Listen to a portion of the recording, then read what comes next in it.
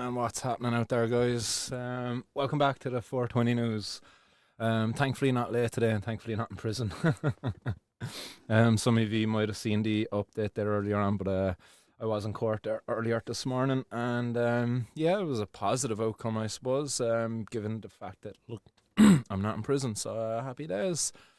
With that being said, guys, we are just after rolling past 420. We do have a bowl packed up here, so anybody else out there partaking in some civil disobedience at this fine time, then do get your torch of freedom at the ready. Wow. Might talk just a little bit about that case again in a few minutes, but won't spend a lot of time on it. As I said, I was live there earlier today, so if anybody really wants a full update on that, do dive over there. But I'm just going to give a quick, brief rundown of what went on this morning. But before that, Torch of Freedom, let's do this. And again, by no way am I promoting the use of any illegal substances. I'm only encouraging people to partake in protest, stand up for their rights. So again, not promoting the consumption of illegal substances. I'm promoting civil disobedience though, and it is 422, so you know what to do.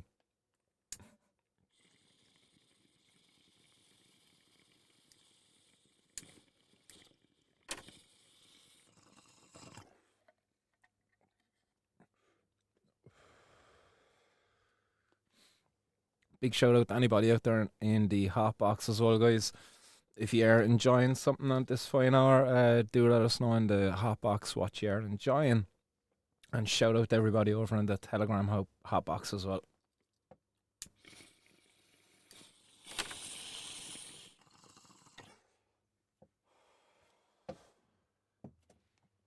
Oh, that was delicious. Sour Maui cheese. Oh, quite a fine taste on that one actually. Leaves a lovely smell afterwards too. It's a very unique one actually. Can't really put my finger on it, but what I do know is that I really like it. um, excuse me. Who is out there in the hot box? Let's just quickly open her up there. I see Mal's Chronic out there anyway.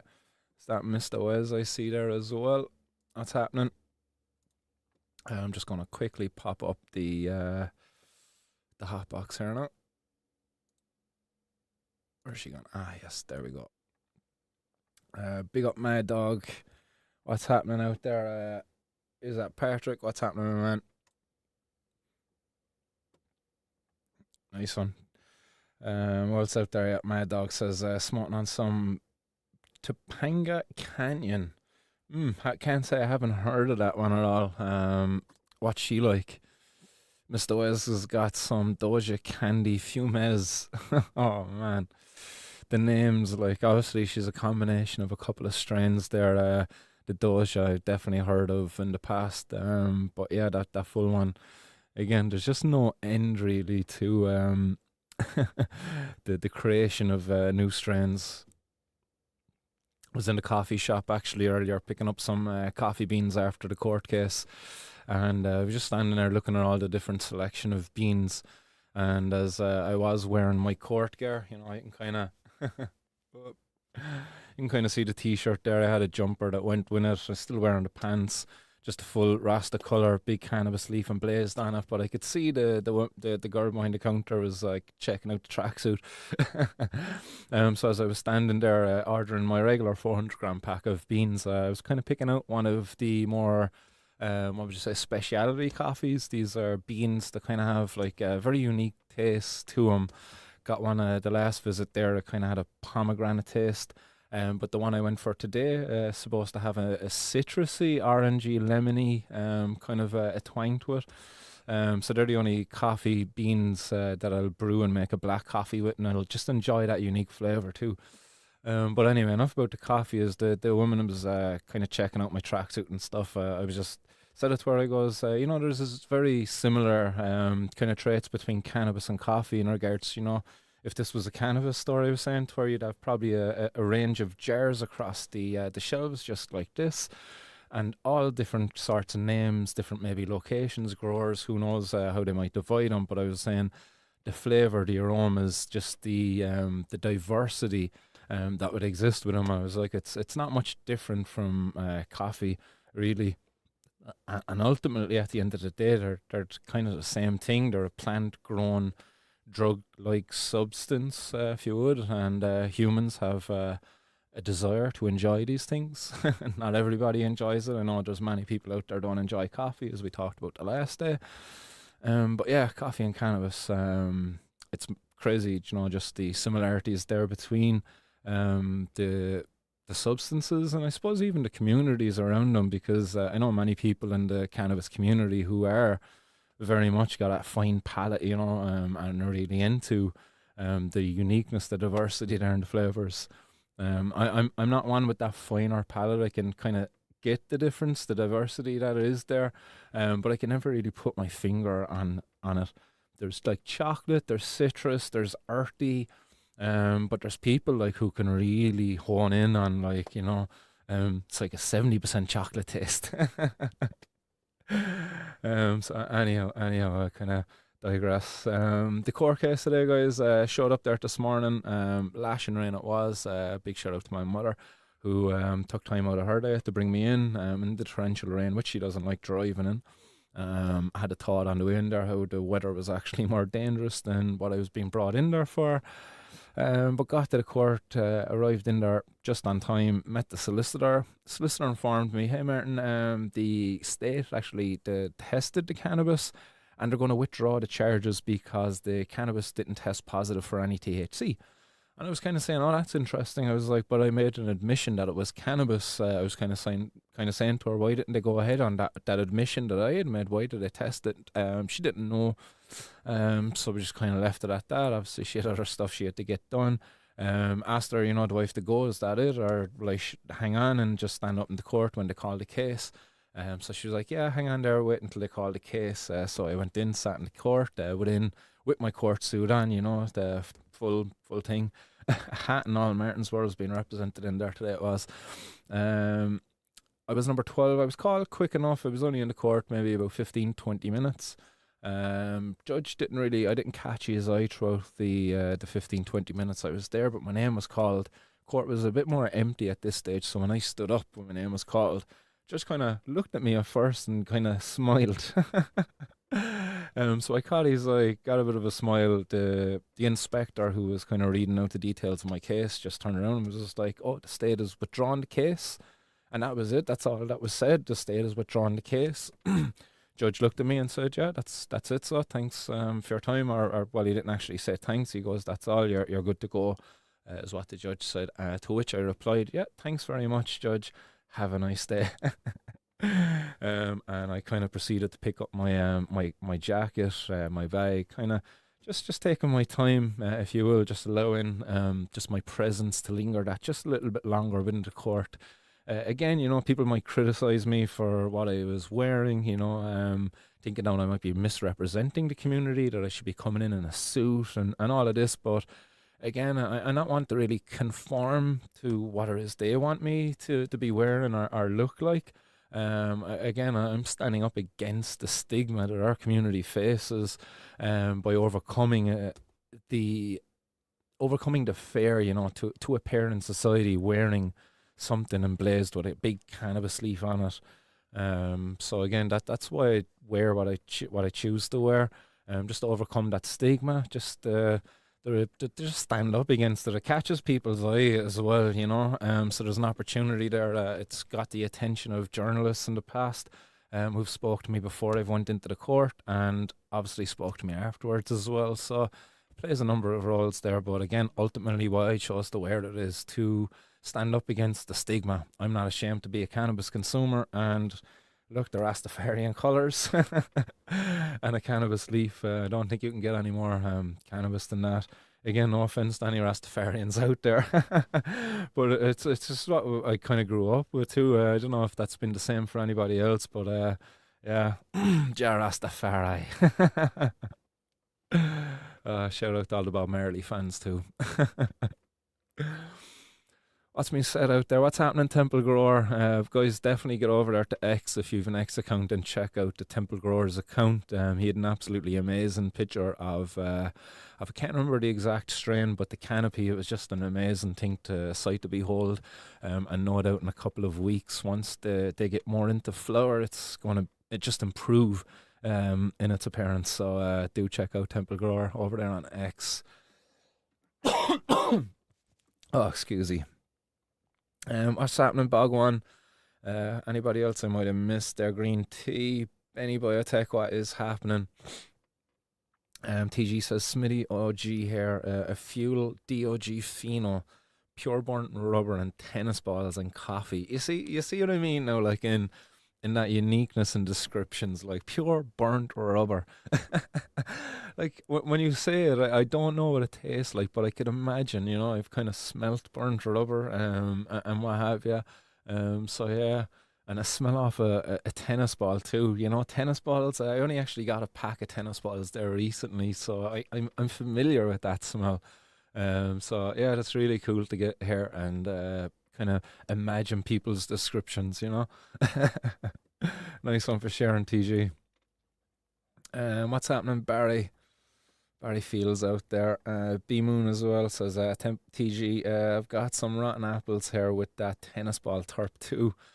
Kind of buttery and piney with a little bit of gas and a touch of apple cider vinegar. You see how, like, really descriptive people get with that. Like, I really do look forward to the day when regulation is in place, legalization has happened, prohibition is just a thing of the past, and we can sit down, we can have these little plates, if you will, that they have, like a cheese plate, all the different cheeses. We're going to have that with all the different strains of cannabis, much like I suppose they have on the wine farms over in France. Never really got to do them when I was over there, but no doubt someday we'll get to do it. But to bring it down and give you the taste of all the different wines and what have you. So I do look forward to that day with cannabis when I can train my palate to be more able to pick up on these unique flavors. I wonder how the descriptions will change too, over time. Yeah, really looking forward to that day. And no doubt, TG, over there in Canada as well, I'm sure you've kind of got things like that maybe on offer. I know I've seen like really diverse offerings there from yourself over the years anyway, when it comes to the flowers, extracts and all of that. So again, you're like a guy living in a different planet to me here in Ireland anyway, and for many of us out there too. People buying Cali packs just breaks my heart when I see people being taken advantage of here, overpaying for what, 3.5 grams of cannabis. I've seen people pay up to like €150 for some of these Cali packs. Breaks my heart. Sorry, but whatever. We're probably about a half an hour into the stream, and we haven't really got into the news outside of my court case, and just kind of just having the chats there, the bants about the herb. Going to quickly empty the bowl, pack up another one, and have it ready there for throughout some of these news pieces. B Moon has got the apple fritters and gushers at the minute. Man, I had some of that rotten apple actually from yourself, B Moon, before, and I just couldn't get over how like in your face that apple flavor was. It's probably one of these strains. Again, I would have loved to have consumed it before I knew the name of it, because I wonder, like, would I been able to pick up on that apple flavor hadn't I been told like that it was called rotten apples before? But it was undeniable. Like once I'd consumed it, tried it that time above in Dublin, that there was no denying there was an apple taste flavor to it. Happened as well with a banana strain. I would have loved to have loved to have consumed it before been told the name to see if I could have picked up on a particular flavor. But again, yeah, the banana flavor. Been told as well, apparently these banana strains are really good for extractions, the press, for rosin and all of that stuff. So again, hopefully we get to try that someday soon. Boom, there we go, ball packed. As I said, sour Moby cheese we're hitting there.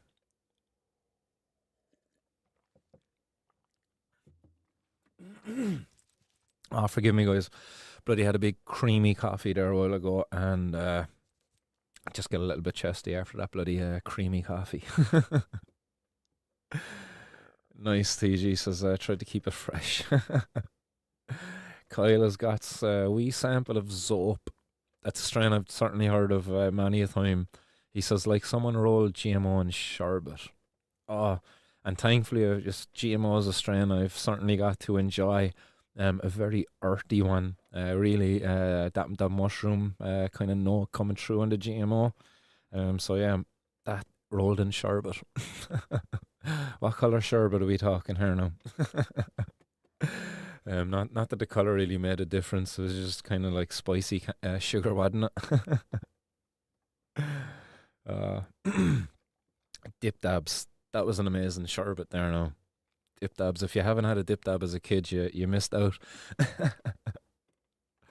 I see Billy's out there in the audience. What's happening, Billy?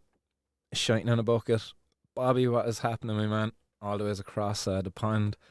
Miles Chronic as well says, love other terps, but not when isoprene is dominant. Like, that's what I'm talking about there now. Specific terps, they're isoprene. And it's probably not just terps that give to the flavour. We've seen a lot there with other compounds within cannabis that kind of have an effect on the end flavour.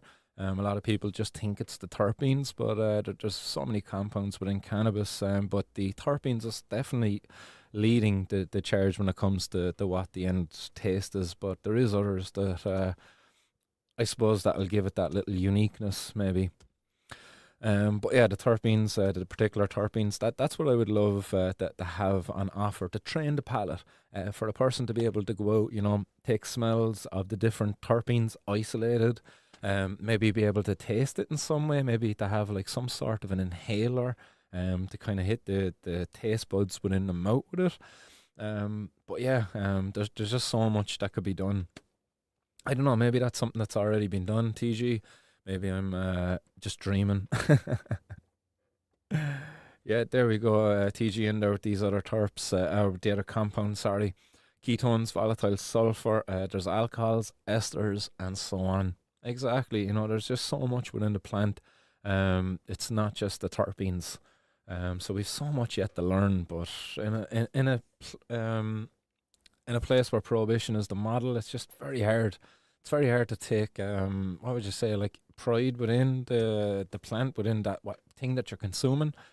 Again, like the wineries, like the seen a spot down on McCartan Street there recently that I was thinking, maybe it'd be a nice spot to go in and enjoy sometime. Because I've found a taste for wine back when I went over and visited France 2017 as part of my Erasmus. The college got a 3-month placement over there in the University of Dijon. Never liked wine at all before, but when I was over in France, like, you're in France, so why not? And it was so bloody cheap as well. A bottle of wine over there was probably cheaper than a bottle of water at times. But I got a taste for it, and I would only get a glass of wine, and I probably wouldn't even drink all of it. I just like the taste of it. It's quite nice, and even nicer actually when you've got a glass of wine and a bong. Having that sip, get coating them out with the with the red wine, and then following it with a hit of cannabis. And again, I would love to have an availability of all the different strains, much like you have with the wines, to see what the combinations are. Kind of is. I think the wine really helps you pick up more the flavor of the cannabis. At least in my experience, you enjoy the wine, the taste of the red wine, but I do find that when you hit that bong afterwards, that I just pick up more in the flavor of it. But again, sorry, fucking waffling here before we get stuck into these headlines that I've lined up for you today. We've got a couple lined up, so hopefully we can get through them without this being like a 3 or 4 hour episode. But again, do appreciate everybody who's tuning in, who comments, and who shares this. Everybody's support over the years. Much appreciated, guys. And hopefully in time to come, we will see all of this time and effort pay off. And cannabis prohibition is lifted. And I don't know what I'll do then. Maybe we'll be becoming like fucking cannabis grow show or something. Who knows? But we'll see. Never really wanted to actually have a podcast. Never envisioned having one. It's just something that happened, I suppose, because of COVID at that time. But yeah, let's do this on the news anyway. First headline we have lined up is coming out of Ireland, and it's involving the Kinahans. So it should be up on screen there now, feet. So, Dublin taxi driver exposed as a Kinnan cartel cannabis grower by CAB, and a good cover to have. To be fair, like I was only talking to another taxi driver there recently, jokingly about this, kind of saying, as a taxi driver, you probably don't really get stopped and searched much. I suppose we were talking to it about class, about how people get targeted by the cops, and how different people will be like targeted much less. And I was saying, as a working man out there within the community driving a taxi, I was like, yeah, you probably don't get targeted as much as, say, I did at that time when, as a younger person, I was working at a local pizza store. Didn't really have the most flashy car, was living in like a working class. What would you say, like an area where a lot of people would be on social welfare, and yeah, we certainly felt a lot more targeted within that area than, say, friends who grew up in areas that weren't too bloody fair. I never got stopped and searched as young fellas growing up. The much more posher sides of the north side. But this guy, anyway, Smith, was suspected of using the cover of his taxi business to transport the cannabis from a remote rural areas to back up to the Crumlin area for sale. And there's a picture here, apparently, of the area that was suspected the property is suspected to be used as the grow house. Taxi driver being exposed as the Burn organised crime gang's cannabis grower in Ireland after being forced to hand over property to the CAB. And again, this, I'll just finish this, but the Niall Smith was originally from Crumlin, South Dublin, and said by CAB to have operated grow houses throughout the country for more than 10 years. The Kinnan cartel operation was directed by Liam Byrne's gang and was supervised by lower level members of the mob. Officers from Dublin's Crime Task Force unit, acting on the information that a grow house had been set up by Smith in Wexford, carried out a series of raids. So again, like what I was just about to say there is, it's really, at the end of the day, the government policymakers' fault that this even can go on. Like, these guys have been just operating for more than 10 years, growing cannabis. And again, how many of us out there unknowingly have supported, say, the Kinahan crime gang's operations? Again, it's not our fault. We, as I say, we unknowingly done it. It's policymakers who enable these people to have these this massive income coming from cannabis. If cannabis again was decriminalized, if it was regulated, these guys, they're not going to participate in that. It's like, look at what they can make. You grow some cannabis in a grow house. Maybe you pay for the electricity, or maybe you can bypass the electricity, just pay for a small amount of it. Who knows how they were operating the grow house over the last 10 years, but the amount of money that they're going to be making off of each grow, easily harvesting over in excess of maybe $250,000, depending on the size of the grow house there. But easily being able to harvest that amount of cannabis, absolutely insane that the policymakers, like, when you think over 10 years ago, we had an opportunity to take this away from them. Luke Flanagan in 2013 put a bill before the government that could have undermined these criminal gangs, could have really took away what is a golden goose laying egg, a golden egg laying goose. They could have took that away from them, because that is what cannabis prohibition basically gives to them. Such an easy means of making money. And this taxi driver, again, is he a victim in this? Is he just a vulnerable person who's seen an opportunity to, hey, make a bit of money, got away with it for so long, doesn't really see any harm happening to anybody as a cannabis grower? Sure, I'm just growing a bit of cannabis, I'm just giving it to these guys, I'm getting fucking paid, this much money. Don't have to be out there dealing with people and driving taxis around and stuff like that. I can just put a bit of money through the books and the taxis, and it's all good. The crime gang, they're the ones making the massive amounts of money. Your man might have been operating the house, he might have been making a nice bit of money, but at the end of the day, it's going to be the Liam Burns, the guys out there who are fucking ordering hits on people, because of the nature of the black market, the nature of business that is carried out under prohibition. We only have to look back to alcohol prohibition and to how ending that changed how the supply of alcohol actually happened. Alcohol prohibition enabled, the mobs and all of that kind of stuff to happen. You take away alcohol prohibition, and they had to diversify themselves. What did they go into? Oh, drugs. Because, laddie da, drug prohibition came on not long after the end of alcohol prohibition. But look, that's another story for another day. But if we're to blame anybody for this, if we were to really be bringing anybody before the courts for this sort of thing, it's policymakers. Like, why have you been sitting on your hands for so long when the answer has been laid before you many, many a time? Like in 2013, Luke Flanagan put that bill before him.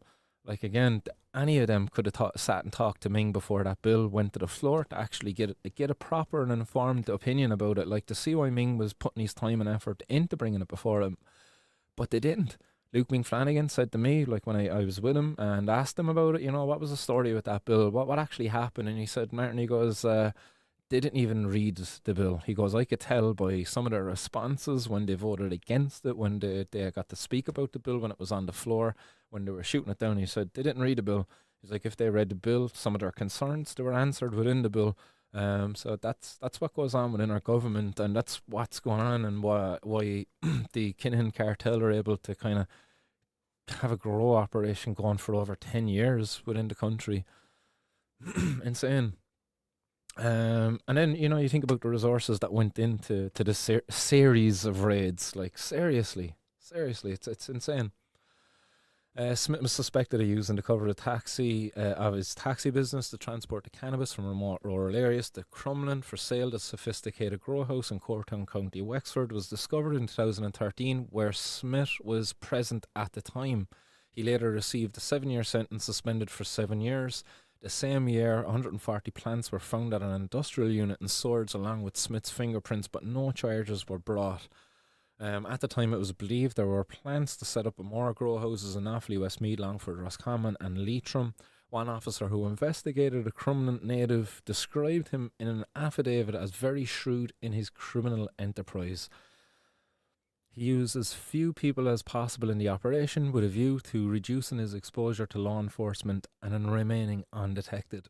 These grow houses appear to be large in scale and professionally efficiently run.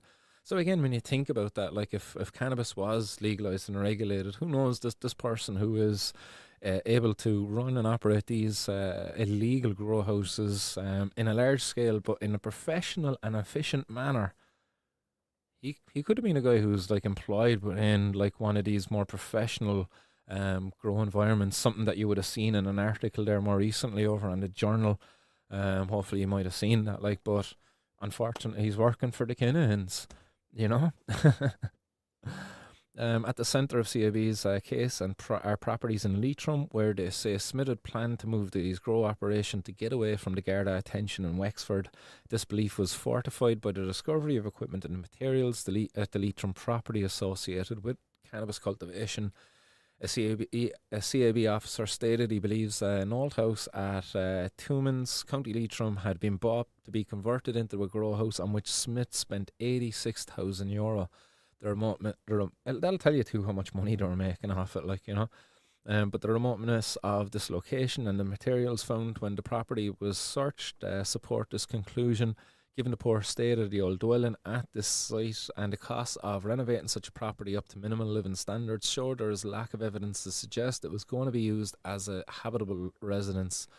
Smith claimed he was living off income from renting out a room in his Clondalkin home and was able to get by on €200 a week. CAB made the case that $422,000 was spent on building a house and on a site at Drummany, County Leitrim, bought for €15,000 in 2011. Smith, who initially opposed the case, had said he is a taxi driver who also does boat repairs, and denied any involvement in crime and that his money came from undeclared earnings. looking for free legal aid to fight the High Court case early this year. It was heard that Smith had a stroke in 2023 and is no longer able to work and gets €232 a week in disability payments. He also disputes the valuations and the work done on the house, which he said he did a lot by himself, spending €35,500. The court was told that Smith doesn't have any assets at the moment and that his home in Clondalkin is heavily mortgaged. His counsel said Smith has no real income to defend these proceedings. Opposing the application, counsel for CAB said he still had access to funds and had sold off 2 boats. Judge Alex Owens refused the application for free legal aid. So there you go. What a waste of time, resources by the state, when this all could have been avoided back in 2013 if they actually took the right but brave step towards decriminalisation and regulation of cannabis. Unfortunately, they didn't, and we've wasted all this time and effort for what? For them to seize this property, to sell it on then later on as part of CAB's auctions that they do, don't they? They sell on a lot of this stuff afterwards, bring back a bit of money.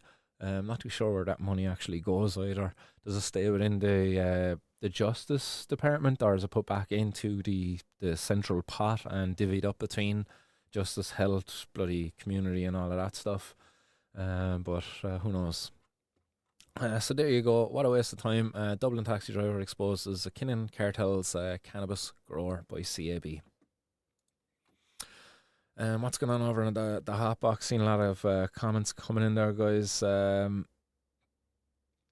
Miles Chronic says, if we all like the same things, it would be a boring world. That is 100% true, Miles Chronic. Diverse people out there, diverse tastes. But unfortunately, some of us are actually criminalised for our tastes when it comes to, the consumption of different substances that might alter our what would you say, our consciousness? Would you say that, like, alter our body's chemistry? That's the word. Because if you include coffee and things like that, sugar, and when you think about our brain chemistry and how these substances interact with that, there's the kind of thing. It's not that they alter our consciousness. It's the brain chemistry. But anyway, let's jump on to the next news piece. And just forget, actually, before I forget, there was this picture of Liam Byrne, the crime boss there, as there's lower members of the gang operating it now, apparently, according to another article that went out, because, they all get their articles out in this news piece in regarding to the black market goes to waste. But here you see him in a big smile on his face, and apparently this picture was taken at the infamous Belmarsh prison over there in the UK, where he's apparently been in custody since June 2023. So he's living it up, happy out inside in prison. Big smile on his face there anyway. So it goes to show, the how effective prohibition actually is. It's not wipe the smile off of this guy's face anyway. We go on. There was an article out there earlier today. Earlier yesterday, Tuesday 15th, this was out. But cannabis worth 4.8 million was seized above in Dublin Port. So again, you see this sizable amount of cannabis here that was seized by customs officials.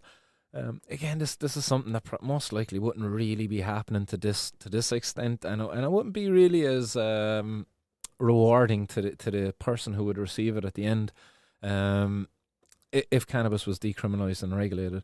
Again, I feel like I'm in a bit of a broken record here today, constantly saying that same thing, but it wouldn't, like how many real seizures do you see of alcohol coming in? I know you see it with cigarettes, but when you think of cigarettes, look at the size, the volume compared to cannabis. It's fairly bulky, really. When you think about it, they really have to compress it down. But would you be buying black market cannabis when it's all compressed? Or would you be going to the store who is some fine, beautifully grown cannabis from a local grower? But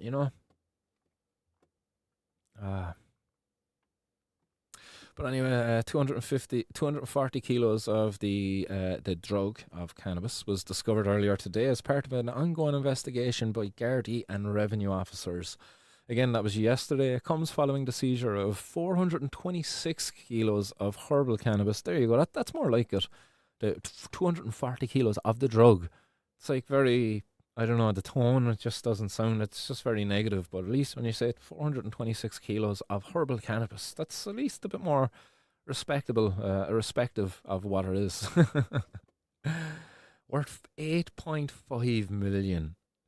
There's growers over there in America whose head is just exploding now when they see the valuations of cannabis here in Ireland, because there's growers in places where cannabis is legal, regulated, and like they're getting nowhere near that when it comes to the wholesale of cannabis.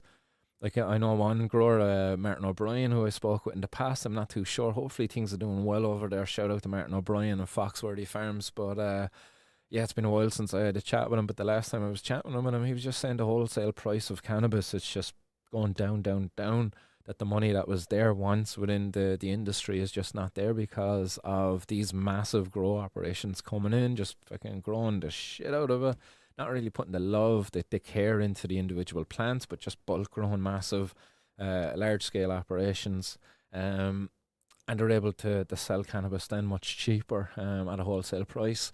So hopefully things have improved there over in the American scene. But again, as I said, this valuation here of just say half a ton of cannabis would absolutely blow their minds, I'd say. Bobby, what say you? What do you think about that? The wholesale price of cannabis, 8.5 million for 500 kilos. What's 500 kilos in pounds? 2.2, a kilo is 2.2 pounds. So 500 is, what's that, about £1,000? Just over £1,000, let's say. Let's say £1,000, 426 kilos. 8.5 million. But yeah, there you go, guys. That's more cannabis news coming out of Ireland. Again, it's always negative, unfortunately. I wish it was different, but unfortunately. Yeah, even TG there, yeah. TG just had an aneurysm listening to that valuation. Apologies, TG. You know, more harms of cannabis prohibition. Cannabis prohibition evidently more dangerous than cannabis itself. You know, just the valuation there because of prohibition gave poor TG all the ways over there in Canada an aneurysm. Ah, lousy. Yeah, that was 4.8 million worth of cannabis. Then there was other seizures that happened. Boom. There we go. Here's the revenue sees tablets, airsoft gun, alcohol, and retail goods throughout the week. So there was a number of seizures there by the revenue. Included in that were clothes. These ones are quite bloody common, actually. Pop it up on screen here. I've seen these everywhere. The white fox. You know, there's many people who argue against, decrim and legalization, saying, oh, sure, you're just going to enable these crime gangs to sell cannabis more easily.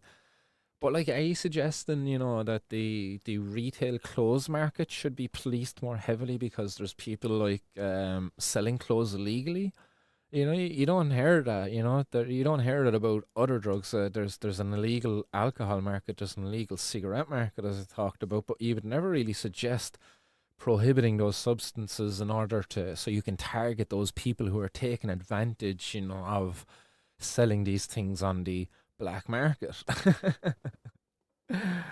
And again, you look at this, it's small. It's insignificant. Anybody looking at this, would they get headlines out of this, really? With the cannabis and stuff they do, with the drugs and stuff they do.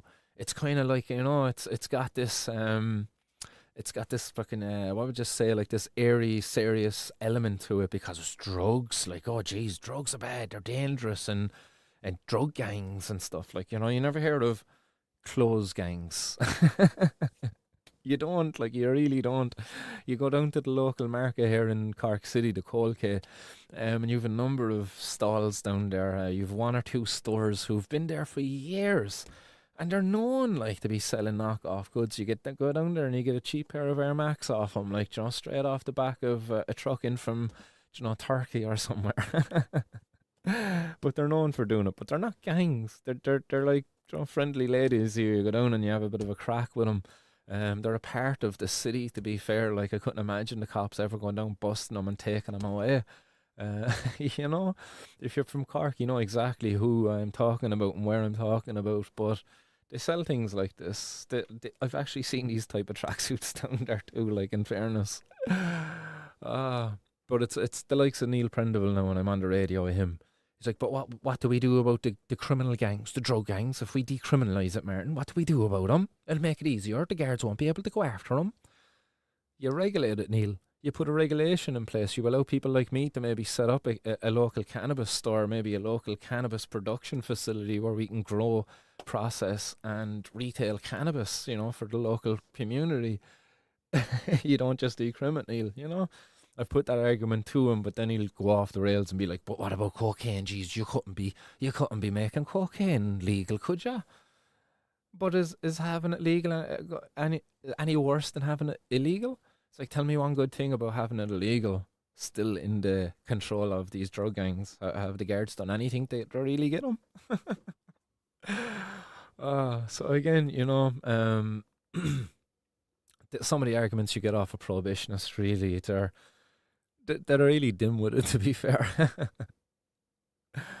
But that article goes on to talk about anyway the seizures. Part of that seizure was 37.7 kilos of cannabis, and again the valuation here is €754,000, €754,000, and that was during the course of numerous operations. Various quantities of other illicit drugs plus alcohol and an airsoft weapon with a total estimated value of €18,700 were also seized. Sorry, no.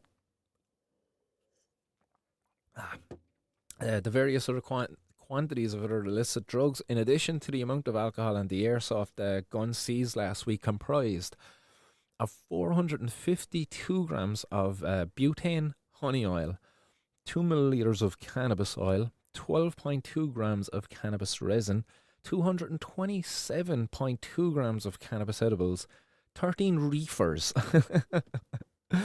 I thought that description was fairly funny. 13 reefers. I wonder where that word actually came from. Was that from the customs themselves?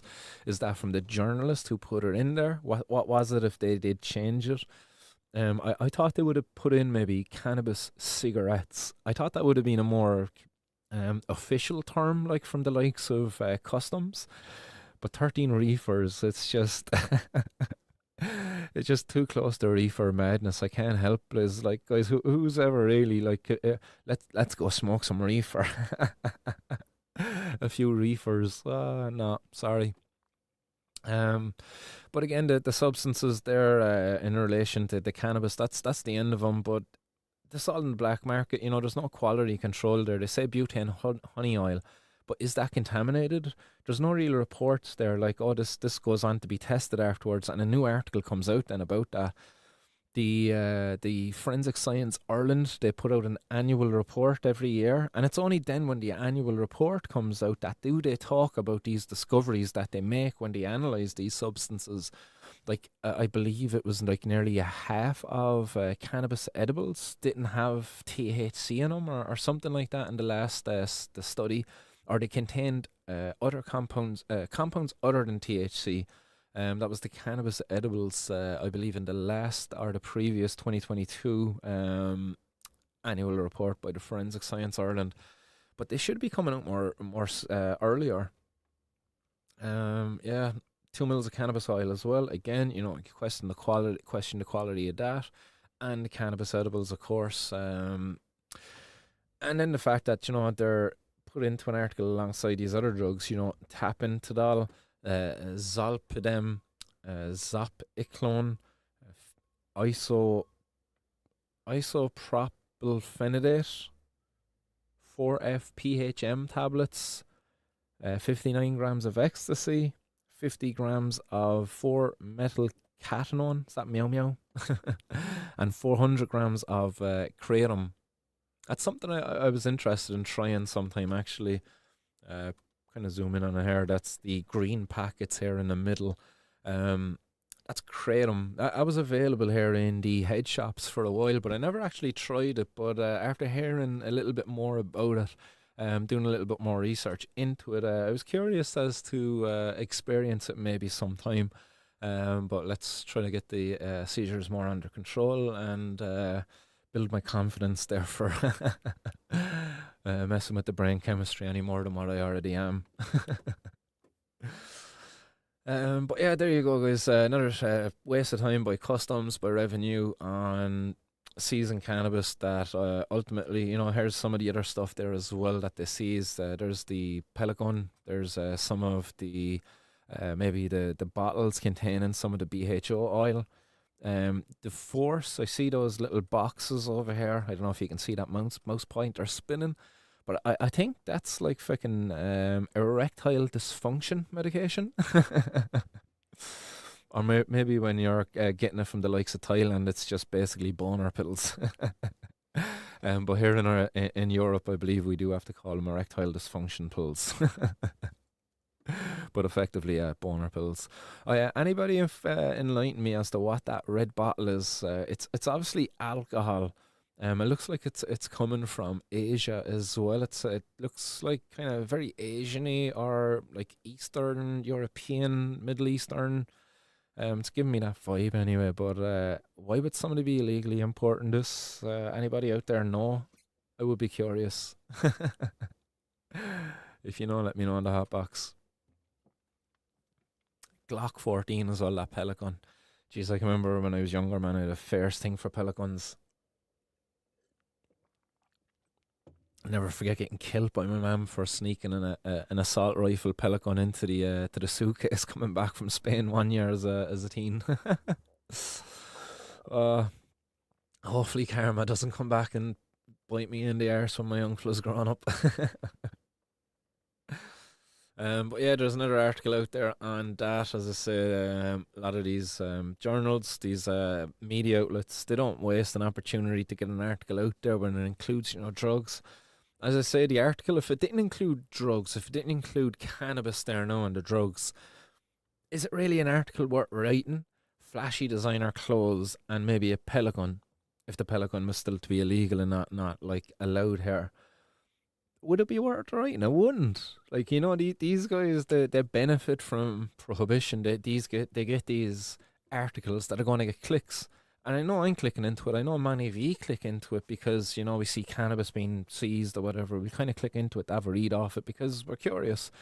But many other people will click into it because, all drugs are bad.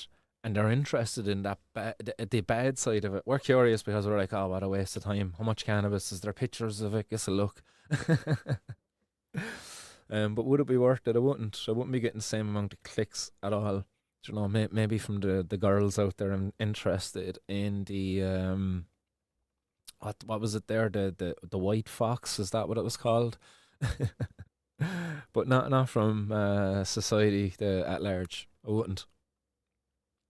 So there is that. Then we get on to again another example of the articles that they get out of this, the media. Here's one by MSN. It's the information is coming from the Irish Independent. 4 charged after Gardaí sees 8 million worth of cannabis in Dublin self-storage facility. Apparently this seizure was actually only made earlier on in the week or the month, I believe it was. October 11th, so 5 days ago apparently, at a used storage facility above off the M50 Business Park in Ballymount Road Upper. So the 4 men gives their names, their ages here, ranging from 58 down to 31. They were arrested when the Gardaí raided the self-storage facility as the boxes of cannabis were being loaded into a van.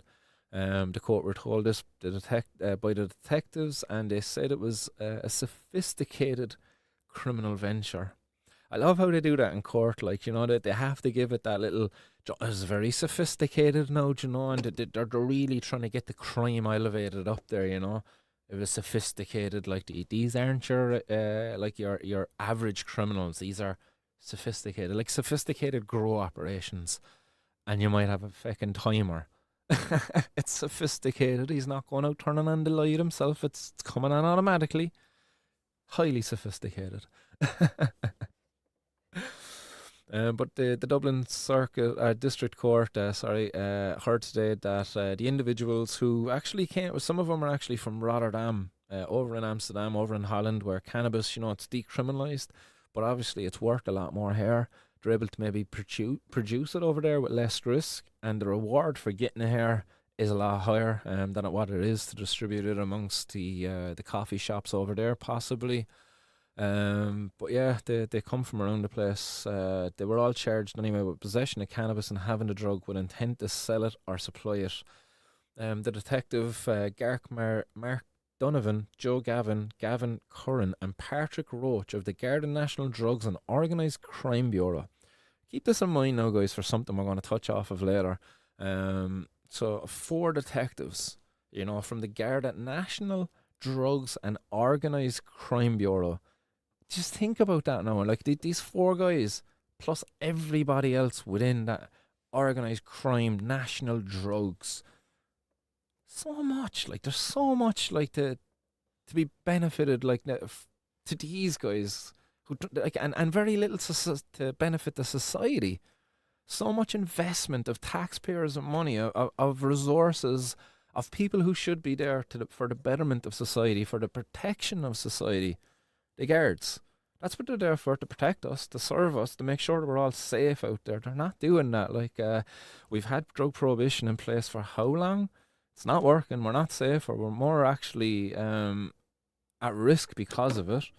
Again, that poor fucking lad in Limerick, again, forgive me for not remembering his name, but many years ago, over a decade ago, I believe, somebody out there might remember his name and get it into the hotbox. But he was mistaken identity, shot above there in Limerick. Believe he was involved in the rugby community.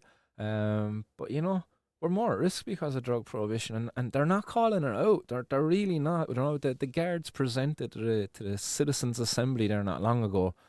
And it was in the most effed up of ways, really. When I thought of it, we had it was a top down contribution. It was just a complete prohibitionist contribution. At no point did they actually go out there and talk to the guards, get the opinion of the guards, and deliver that to the Citizens' Assembly.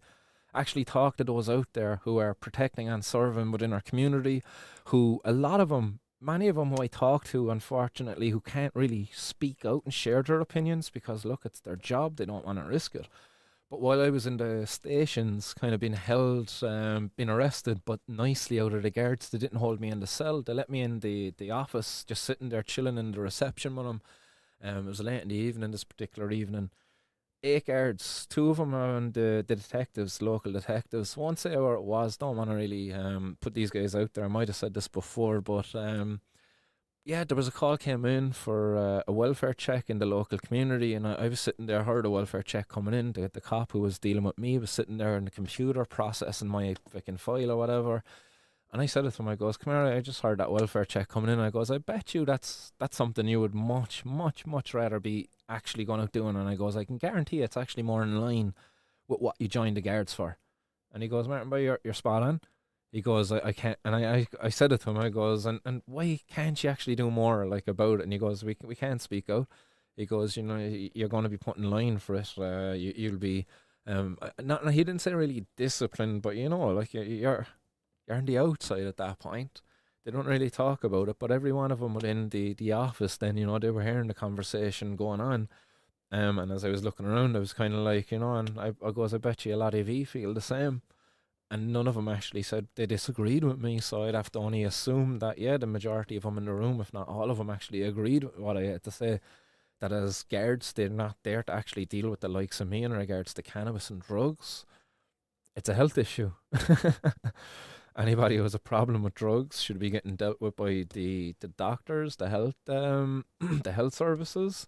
If they're out there engaging in criminal behaviour, breaking things up, stealing, attacking people, then the guards actually can get involved, because then they're actually protecting people. But no, and look at it, like, man, we have the Garda National Drugs and Organised Crime Bureau. It's just sick to think of, 10 guards in there for a previous case for me. What a waste. The case today, withdrawn. What a waste. The time they put in, the effort they put in to criminalise people for cannabis, but for any drug. What a waste, man. What an absolute waste. Um, so the guys here in this case, anyway, they applied for bail. The detective actually went against bail, but I believe it was granted. They were refused bail while the van driver was remanded in custody with consent to €30,000 bail. Oh, that is hilarious. €30,000 bail. No bother, Judge. Will you take it in cash? That's mad. But yeah, so all of the rest of them were refused bail. While one of them was a consent. The consent was there for bail of 30,000. I don't know if he went ahead with it or if he's still in custody. But yeah, there you go, €8 million worth of cannabis.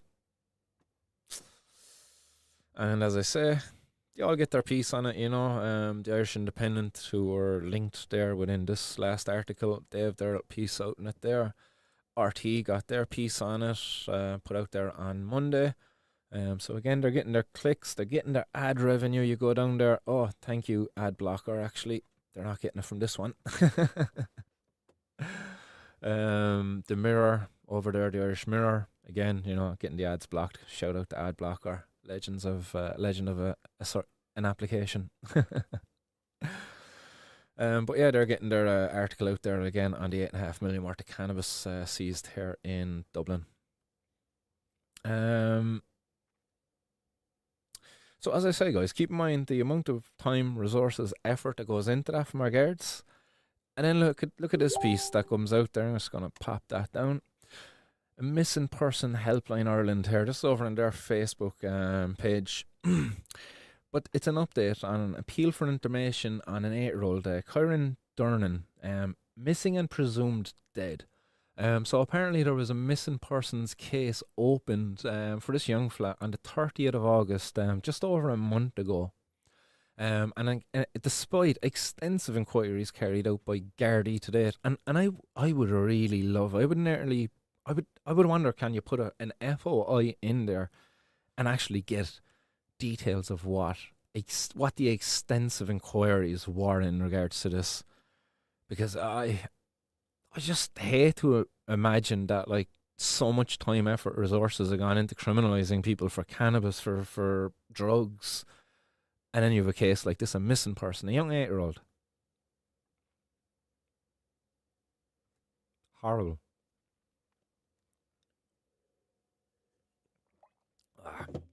Let's blaze one.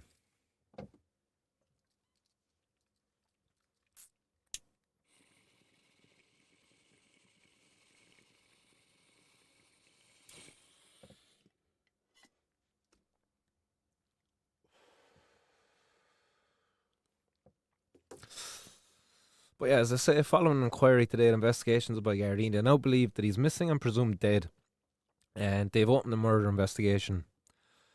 The investigation has been led by senior investigation officer based out of an incident room established at Drogheda Garda Station. Again, they only established this. When you think about it, like, obviously murders aren't fucking that common, thank God, in Ireland, I suppose. Especially involving, like, people of such of a young age.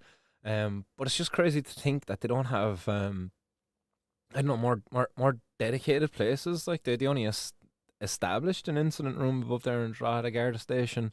Again, maybe I'm speaking out of turn, don't know how the guards operate, like, but I would just hate to think that they don't actually have a proper team to deal with cases of murder, of manslaughter, you know? But they do for drugs. They've got a dedicated fucking drugs and organised crime operation, like, or a senior investigation officer. Like, it's just an individual. Like, where is their murder organisation, you know? They have it for drugs, but not for kids missing. Come on, like, seriously? Again, as I say, I would really love to know the extensive inquiries that were carried out by guards involving this 8-year-old at the time when the missing person report was put in back on the 30th of August of this year. But yeah. Well, yeah, there we go. That's why I sort of keep that in mind. Just to think, compare those two things. That's what the guards do. The same organization, the guards. They deal with cannabis and they deal with this. Effed up, really. So let's see what people are saying out there in the hot box. Just had to hit a ball there. Offer that one up to the higher powers out there. Let's hope that obviously they're expecting the worst, but let's fucking hope he is found for some crazy reason. Maybe a parent just took him somewhere far or something like that. Let's just hope. Sorry, no comments coming in there, guys. I see lots of advice being given out there in the hot box by TG. It's great to see that going on out there. Keep that up, guys. And if you want to continue that as well, guys, we've got some great growers over there in the 24/7 hot box. Link is in the description here of the show for anybody who wants to join. And again, there's a way in which you can get verified, meet one of the verified members in the group, and get yourself verified, just to join a bit more of a private group. If you don't feel comfortable sharing pictures of your grow or asking pictures about how to improve your grow, that's been established there in the recent weeks too. But do just remember that the link in the description is to an open public group.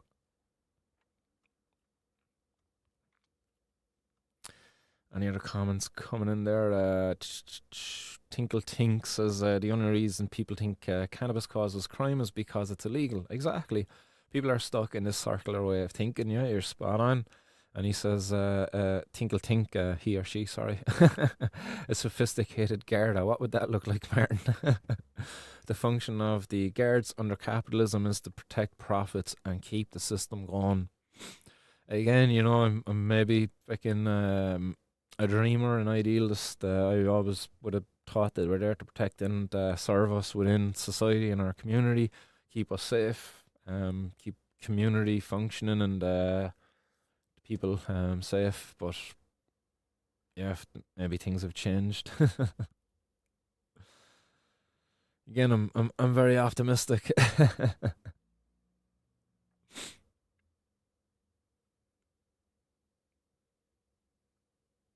B Moon, yeah, go on, B Moon.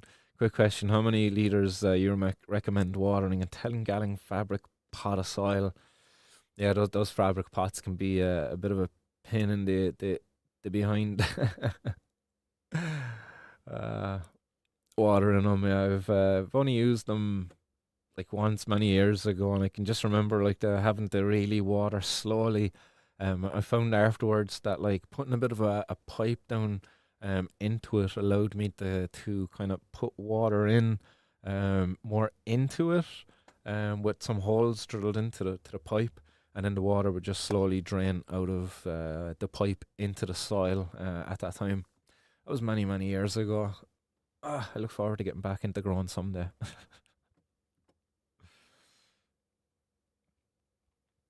Guys, TG's in the hot box there, and anyway, get your questions in from.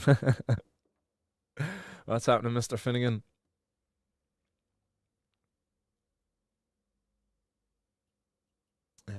Yeah, nice one for the comments coming in there. Anyway, guys, keeping the hot box flowing. One or two final articles just up there. One of them coming out of the Guardian.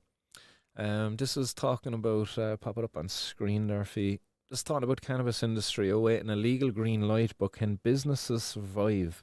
It's coming out of it's just referring to the industry over across the pond.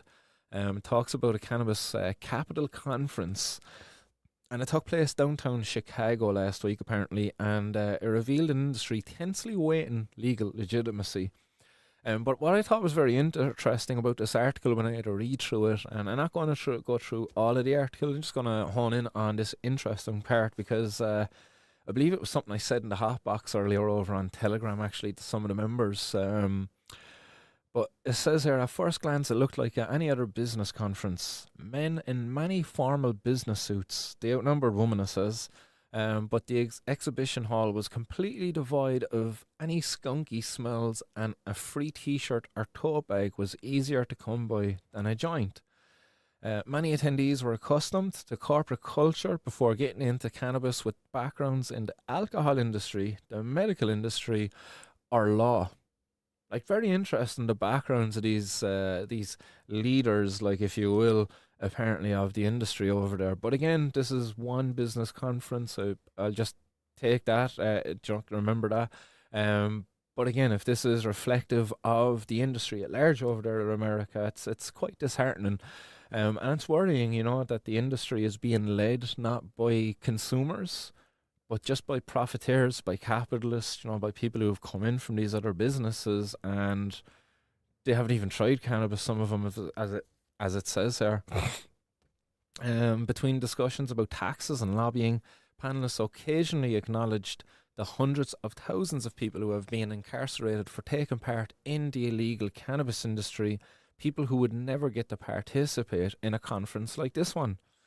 Says most conversations revolved around the difficulties of sustaining a business in a legal grey area. So these guys, they only cared about making money. They occasionally talked about people in prison, but it doesn't say like that there was any real support, any like promise being made towards an effort to actually get these people out of prison, an effort to actually see these people who might have genuinely been interested in the cannabis industry, interested in actually providing to consumers like a product that they loved and that they really cared about, like these artisan producers out there. You've artisan producers of all sorts of products: wine, cheese, sausages.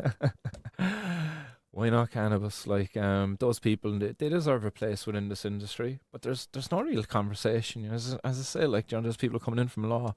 They're probably the only ones talking about it at the thing, and they're probably talking about how to keep them out of the industry. It's just worrying, and it's upsetting as well. It really is. It's upsetting that that's the industry that's happening over there. If it is the industry, this is one article. This is one business conference. So keep that in mind in regards to what I'm saying. It says, our stock is a risky stock by definition of investment purposes because our industry is new, said Robert Beasley, CEO of Consortium Inc., a publicly traded cannabis company that operates in Florida, Pennsylvania, and Texas. Beasley said the legislative events and political developments affect Consortium's stock value more than anything we do as a company. The uncertain timeline for various legal reforms makes it difficult for businesses to prepare for what's next. So, as one of the biggest topics of discussion during the conference was rescheduling, which would shift cannabis's legal status from a dangerous forbidden narcotic to a medicine eligible for FDA approval. While this change wouldn't do much for the legal status of recreational dispensaries or the products they sell, it could still dramatically affect their bottom line by allowing them to deduct business expenses.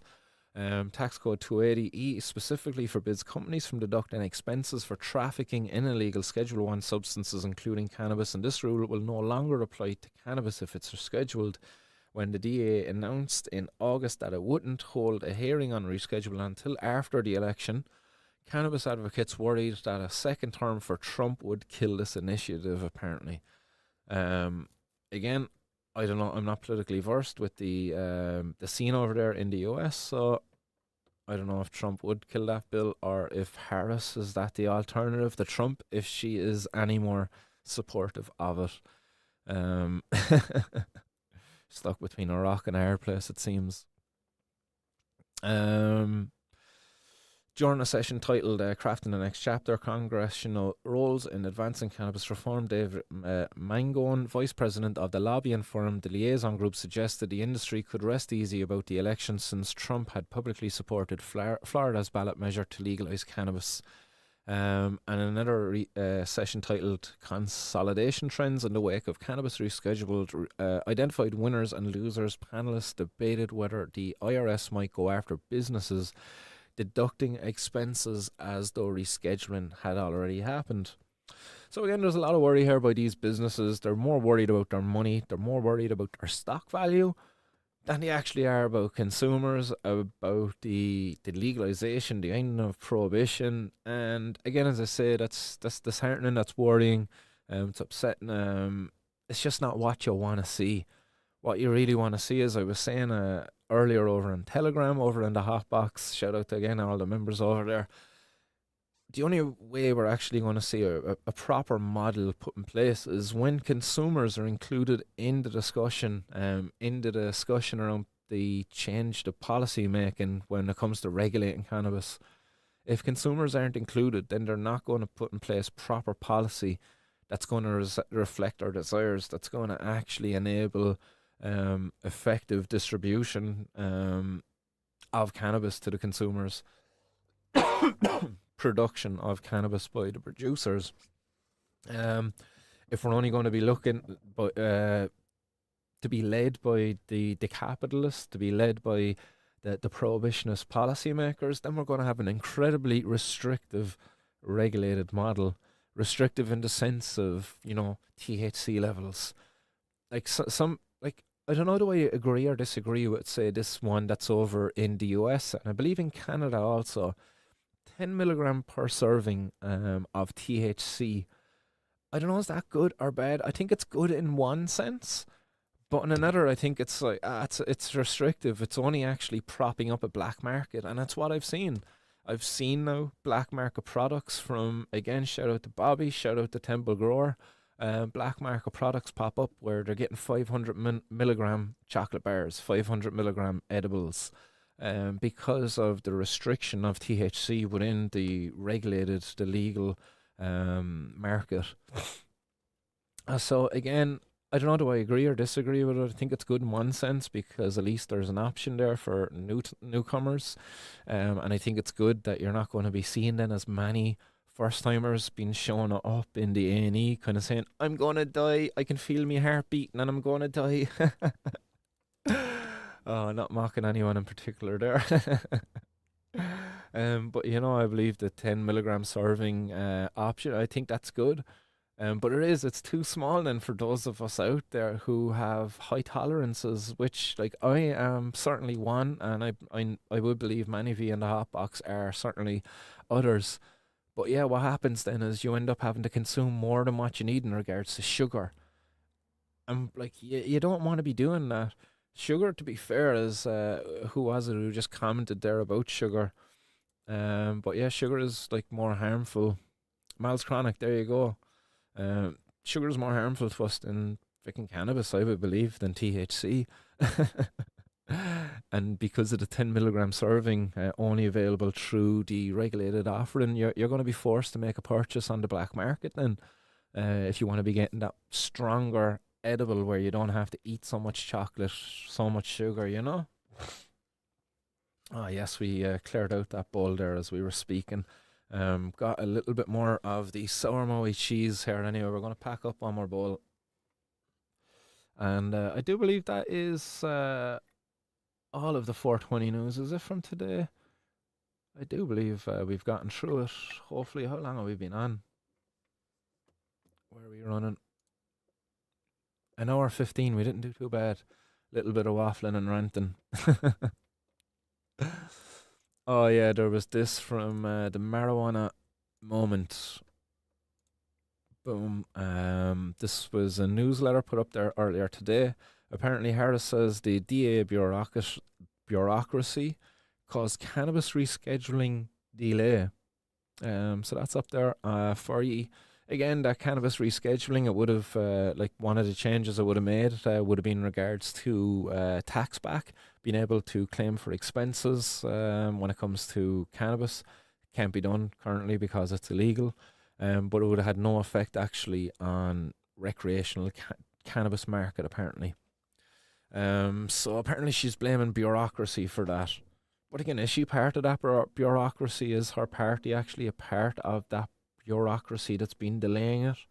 Is she just saying this now because she knows there's a lot of support for this and there's an election coming, and maybe they purposefully participated, kind of propped up that bureaucracy just a little bit so that they can kind of use this as one of these kind of things that's going to reel in a couple of extra votes come election time?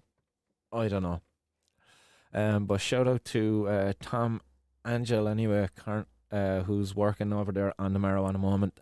Fair play to him. He's been putting out a lot of articles. It's a name that I've commonly seen on articles that I've covered up here on the 420 News. But yeah, it says that WH falsely says Biden expunged cannabis records, SCOTUS CBD cases, arguments, study. Oh no, this is just some stuff there, other articles. Oh, boom, boom.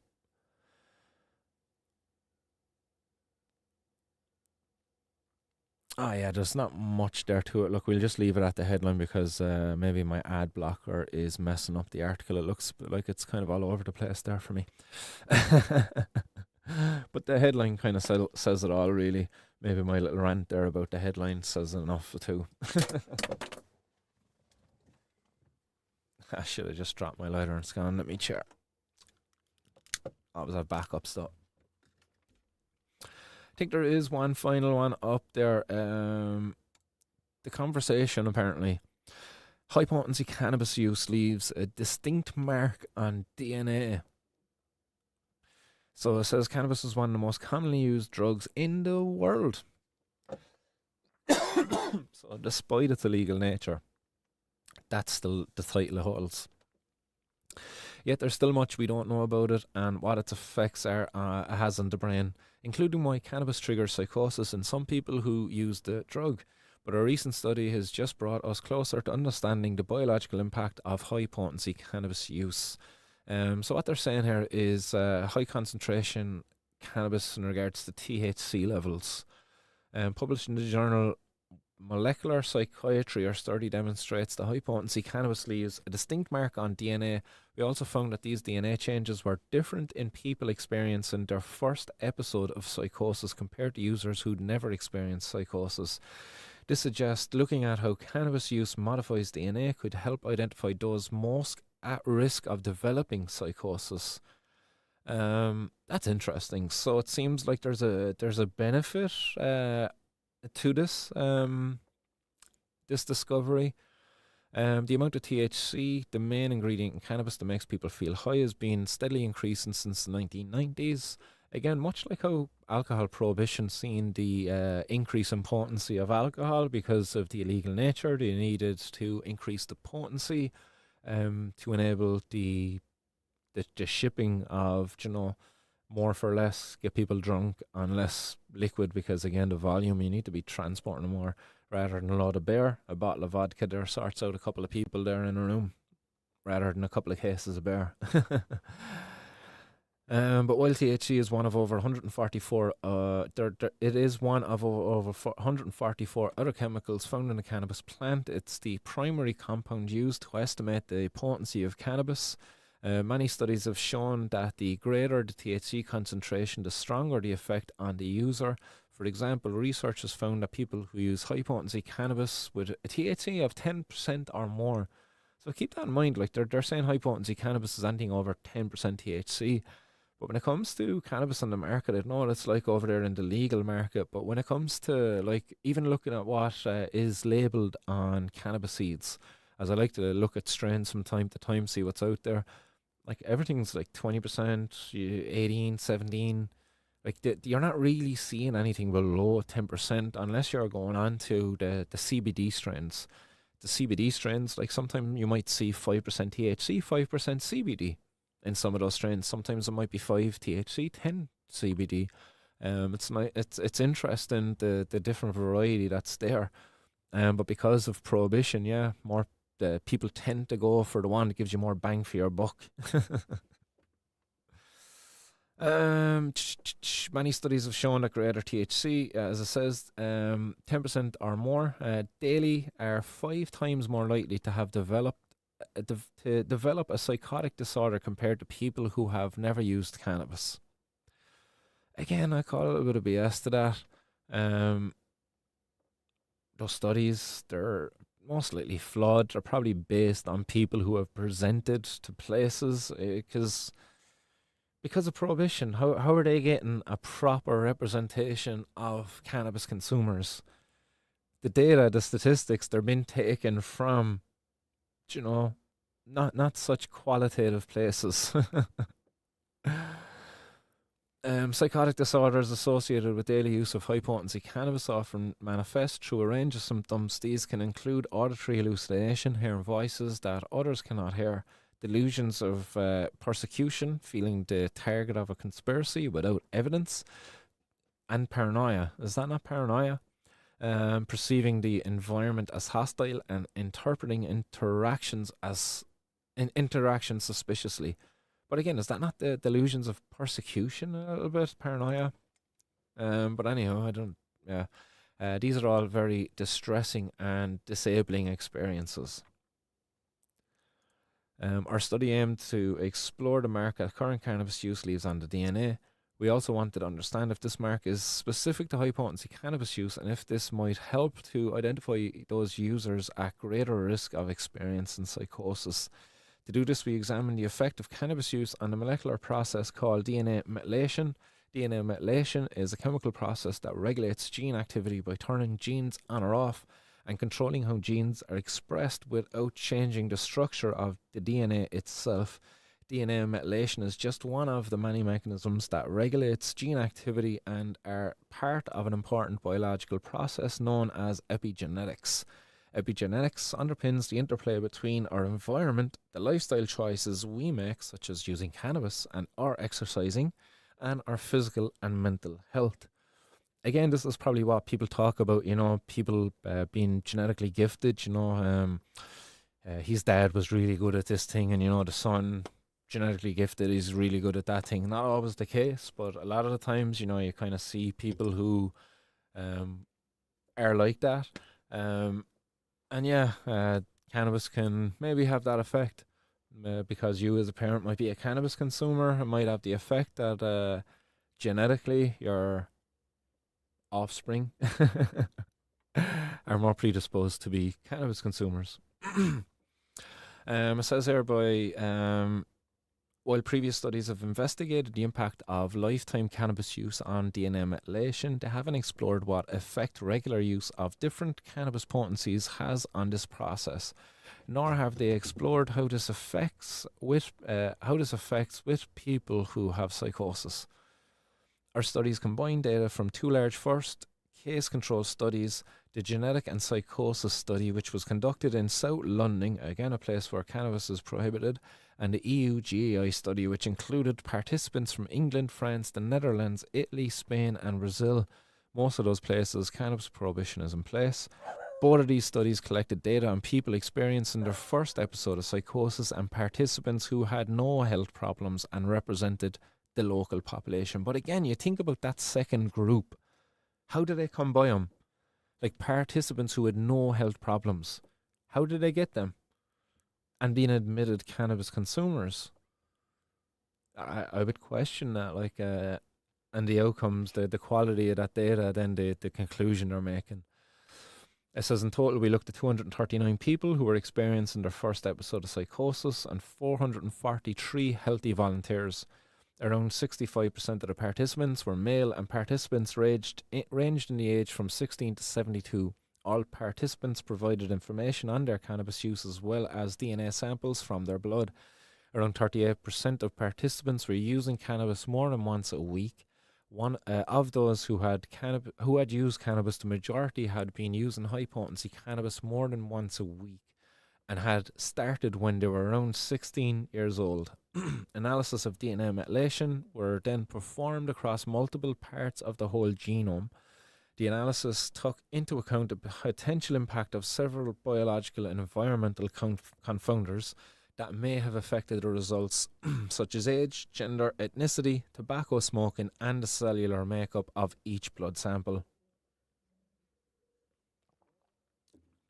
It's mad, the headline, and then when you read into it, it's not leaving a strong mark. It's like having an effect, an epigenetic effect, much like exercise does. You don't see headlines like that. Oh, exercising leaves, what did it say? A distinct mark on your DNA. You don't get headlines like that, really.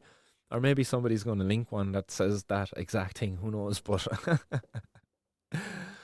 It says our findings reveal that using high potency cannabis alters DNA methylation, particularly in genes related to energy and immune system functions. This was true for participants who had used high potency cannabis. However, people who had experienced psychosis had a different signature of alteration in their DNA. These epigenetic changes show how external factors can alter how genes work. Very importantly, these changes were not explained by tobacco, which is usually mixed into joints by many cannabis users and is known to alter DNA methylation.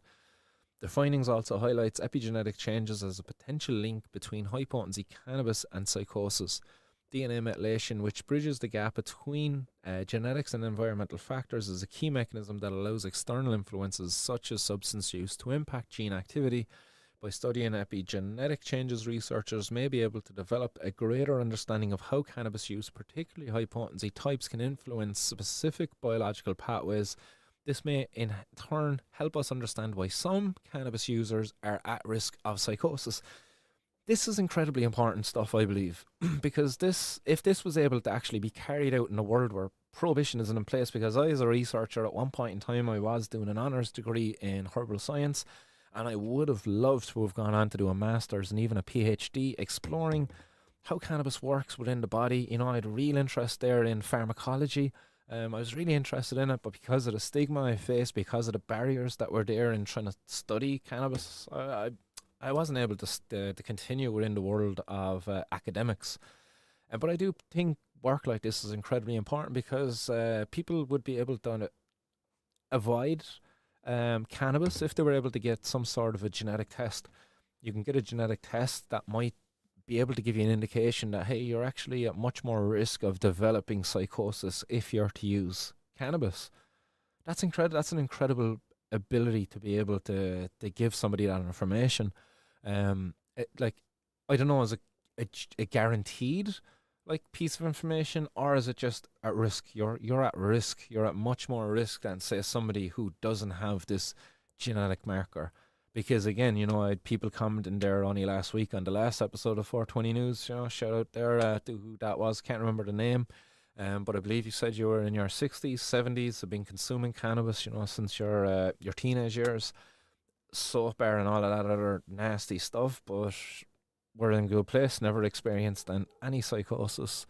And many of us can consume high potency cannabis on a daily basis and never experience any psychosis. But unfortunately, there are people out there, and I won't deny it, there are people out there who are predisposed to developing psychosis, and consuming cannabis can certainly increase their risk of the onset of that psychosis, whether it be, you know, schizophrenia or any other of those kind of disorders that cannabis can increase the risk of. So again, I do hope, fingers crossed, I do hope that there is positive outcomes and further research. I do hope cannabis prohibition can be lifted so they can carry out this research more effectively. As I said, the quality of the data at the end, I do believe it's negatively impacted on prohibition, because again, it's impacting on the quality of the populations of which they can carry out the studies on. So again, let's be hopeful. Finally, a little bit of a positive news piece. Maybe like the likes of Bobby Smith will put a negative spin on this. It's possible to put a negative spin on this, but I do believe this is a positive news piece for the cannabis consuming community, as it allows a way in which those at risk of psychosis can avoid consuming cannabis, and then the number of people who develop psychosis because of cannabis consumption goes down. Happy feckin' days. Says we hope our finding will help scientists to better understand how cannabis use can affect the body's biology. Further research should now investigate whether the DNA methylation patterns associated with cannabis use can serve as a biomarkers to identify users at higher risk of developing psychosis. This could lead to more targeted prevention strategies and inform safer cannabis use practices. Again, you know, I where is it? Oh. No, feck it, drum punt, boom. Well fucking done to those researchers. I have a ball pack there, final news piece there for today. Let's blaze that one. Let's get over there to the hotbox. Let's see what comments are there from yourselves, guys. And then let's say our goodbyes. What time are we at? 10 to 6. Not too bad. Herself will be happy. That I'm getting in a little bit earlier than usual.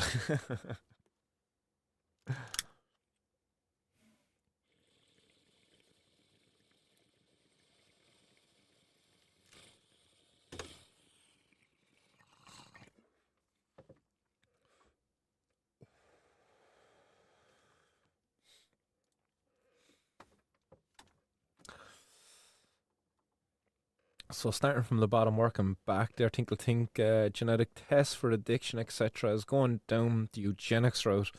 It's ignoring the environment examples, social inequality, etc. Yeah, that's the thing. I don't think there's maybe a genetic marker there for addiction. I do think that's much more to do with mental health. I do think maybe there is a predisposition there, maybe an epigenetic um, thing there for people who might be addictive in nature. As in, like, they could get addicted to fucking soccer, they could get addicted to whatever.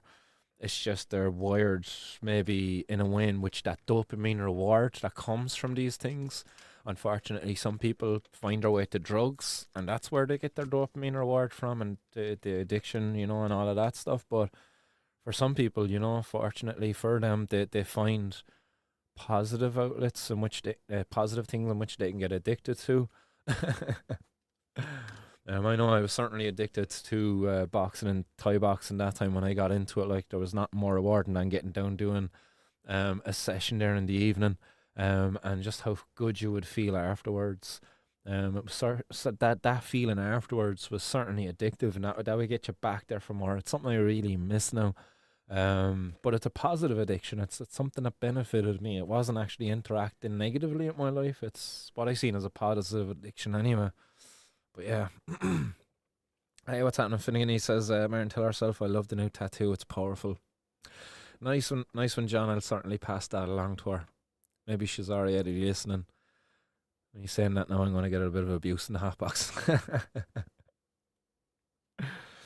Patrick says THC and CBD oils and mushrooms.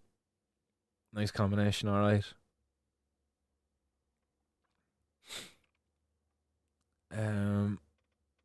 Let's flick back up. See Constant Gardener. What's happening? Constant Gardener out there in the hot box as well.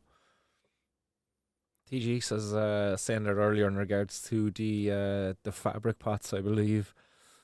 He was saying that he always waters. I always water until I just start seeing drips of runoff.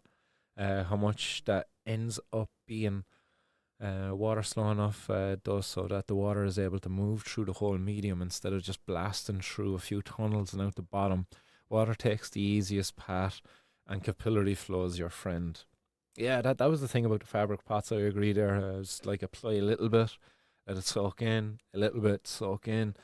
It was a process, like, it kind of, at the time, I believe there was 4 fabric pots in the thing, so it was like put a little bit into one, a little bit into the next, a little bit into the other, a little bit into the other, and then it was just like take a breather, give it a few minutes, back around again.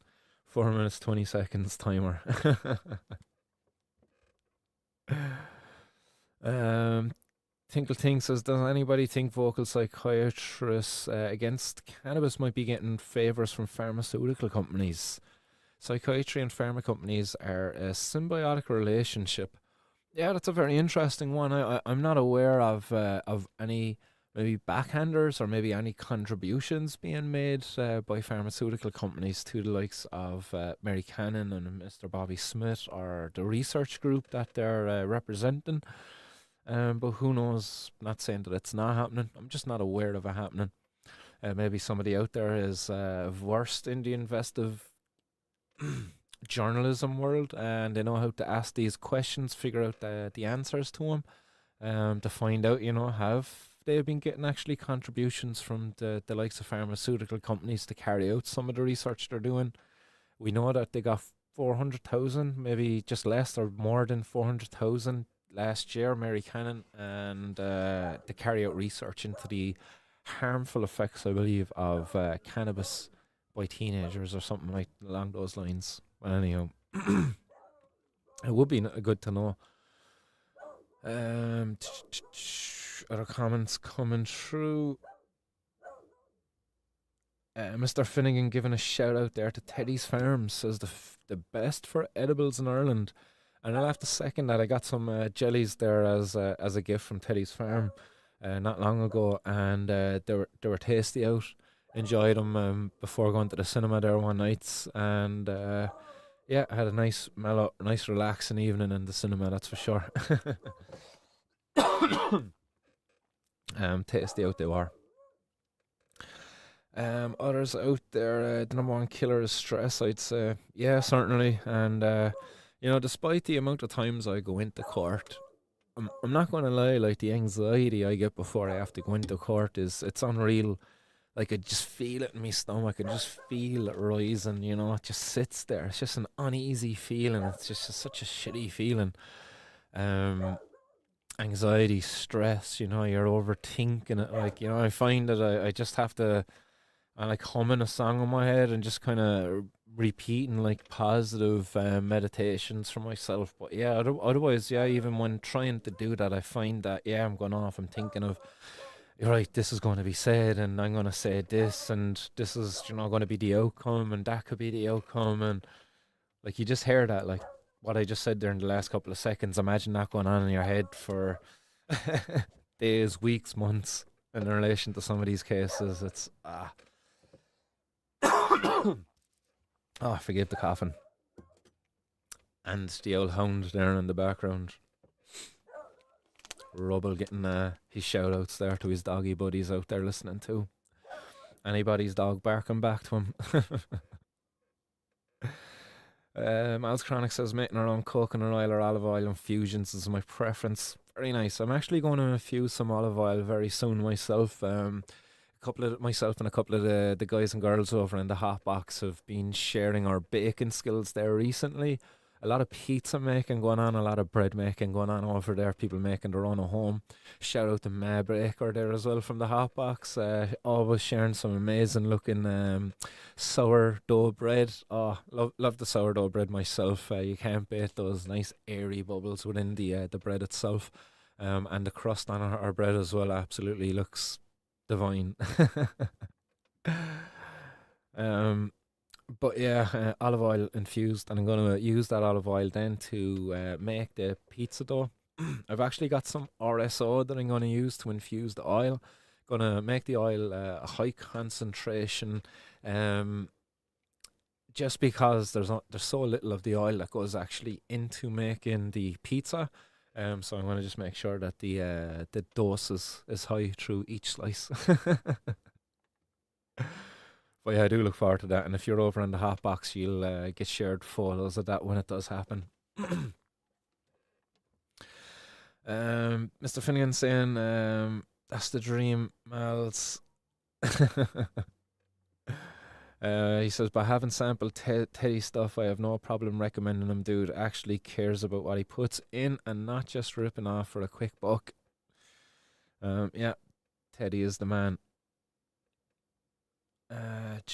Lee says CTHC levels are under optimal conditions. Most won't come near that. 100% agree with you, man. I'd be laughing at some of them. I wish that the community, the growers here, had access to proper facilities to actually get the what they're consuming tested. Not just the growers, but actually consumers too. I wish there was a place you could just walk in and have it tested, or better again, that the producers were having it tested, and at the point of purchase, you were getting that information, because that's what happens with everything else you purchase out there today. The onus isn't on the purchaser to go out there and find out about the what's in the product. The onus is on the producer. That's how it should be. But because of prohibition, unfortunately, look, guys, as I said, I'm a broken record. You know the story by now. But yeah, THC levels of seeds, optimal condition, and then some, like, top bud, going for that fine bud, like coated, absolutely oozing into the resin.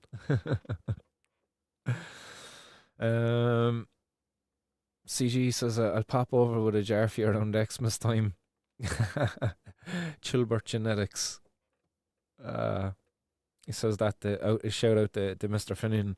So Mr. Finnegan, who unfortunately like had to go through a period uh, of famine, would you say, where he was unable to acquire any cannabis because look, his local supplier was out. He's in a part of Ireland where look, you don't have a whole lot of availability, a whole lot of people who are actually selling, unless you know the local kids. But Mr. Finnegan, being who he is, he's probably not hanging around with too many teenagers above there. Wouldn't look too well for those teenagers. They'd be caught straight away. But it's not good either for anybody out there who's buying cannabis to have to support that. I seen a comment there recently on one of my videos that that's all that's available in their local area. Can't remember who made that comment, but that was one of the comments that came in anyway to the past 420 news.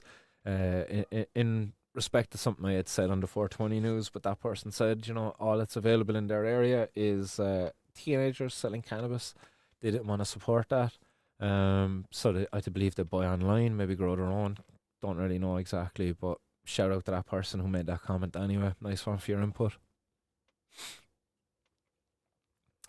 CG says, I still have that lemon tree cut. It's been through the wars, but it's still on the go like myself. Go on, CG.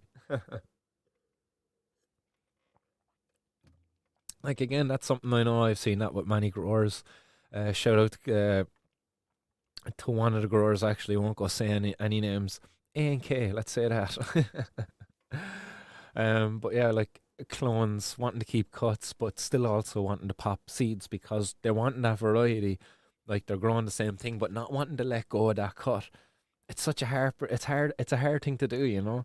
Because as you say, like you got your lemon tree cut. I'd imagine there's probably something in particular maybe you really like about that pheno that you're after keeping. But as a grower under prohibition, you're very limited by space and like inability to pop more seeds to get that diversity, find more phenos that you want to keep, and before you know it, you've got too many phenos that you want to keep. But yeah, Mr. Finnegan says, "Wow, that was ages ago. Beautiful stuff, and top marks to the grower, or whoever's they were." Lee saying, I've never come across psychosis in my 18 years of consuming, but have seen it from benzo use. That's very truly. I've actually seen more harm within the consuming community that I grew up in. I know there was a couple of people when we were buying hash. There was no hash, like in Mr. Finnegan's case, like when he was unable to get it. When there was a drought, there you go, man. I'm keep having these fucking brain farts lately. I don't know, again, as I said earlier, is it the seizures, the medication? But I'm like fucking unable to draw these words from my vocabulary at times. Unable to like complete a sentence. But yeah, a drought. So because of they were unable to get hash at the time. There wasn't weed either at this time. We were only teenagers, like we weren't even like 16, maybe 15, 16 at the time. And because they couldn't get hash, they got offered Smarties. And that's what they were called, Smarties. It sounds innocent, doesn't it? Like that's what the dealer called them because it was the guy that they were getting the hash off of. Do you want to try these? Sure, they get you stoned as well. Sure, we were only 15, 16, naive, maybe even 14, some of the lads that were getting the hash off of this particular dealer. And he sold them Smarties. And he got them to get other people to be taking them. I got offered them at the time and I was kind of like, no, I didn't want to be taking pills. That wasn't my thing at the time. I've seen it as dodgy, really, taking pills. That's like a real drug. I didn't see hash as being a drug. It seemed natural to me. I was kind of like seeing like, oh, yes, hash. It's made from a plant. It's like it doesn't look like a pill. Doesn't look like a drug. I've seen pills. That was a drug to me. I said no anyway. That was my thing at the time. But unfortunately, like many of those people today aren't alive. They died at young ages. Like I was looking at a photo the other day of a buddy that I grew up with as well, and it was his 18th. 5 of them in the photo, only 2 of them are alive today. And suicide, like all of them. And again, all of them said yeah to those tablets. It's it's truly like there's not enough people out speaking out about that. Like there really isn't. But you hear so much about fucking cannabis, so it's bad. It's really bad. The Bobby Smiths out there. Like man, I can't say what I want to say in regards to him in particular, just because look, it's personal, it's private information, but feck man, I can't help but think he's had patients before him who've been harmed far more by prohibition, by other drugs that they've taken, far more than what they have been by cannabis. Like, and I know that. I know he's had kids who've been hurt more by some of these other more harmful pharmaceutical based drugs than they have been by cannabis. And I wish I could speak up more about that, but I can't, but mm, mm, we leave it at that. But yeah, you're bang on, Lee. Anyway, Serenable said yes to tablets. They destroyed my life, but all over now, thank God. Well, fair play, Serenable. There, look, this one's for you. Whoop. but button didn't want to be pressed there. And anybody else out there who's shook that fucking that horrible demon of addiction, which is quite easily to get addicted to these pills, unlike cannabis, it is. I'm not going to say cannabis isn't addictive, but when it comes to pills and cannabis, like I would far more prefer to be addicted to cannabis, to be honest, like because when you're addicted to cannabis, like you're not just gonna sit there smoke weed all day and waste your life away. To be fair, you're gonna sit there and consume some cannabis and be like, let's go and walk in nature. Let's get up and bake a cake. At least that's me when I consume cannabis on a daily basis. Like I'm not one to like consume and just want to veg out. I'm one who wants to consume and live and go out and do things and enjoy life. I've not known anybody. Do you know anybody who's destroyed their life just by consuming cannabis? Thrown it or completely away just with cannabis. And not saying there isn't, not saying there isn't. But again, when it boils down to it, when you really look at those who you might say who have, it's probably prohibition really that done them in. Do you know, really? They started selling cannabis, because they had to pay for it, and this fella was giving it to him, and they were selling it for him then, and they were fucking attacked by this fella because they owed him money, and like they're dead now because they got killed. Cannabis, it all started with the cannabis, but like completely ignorant of the fact of prohibition. But come on, anybody out there honestly know somebody who like really just destroyed their life because they consumed cannabis? And cannabis alone, like I'm not talking about somebody who started consuming cannabis and went on to other drugs.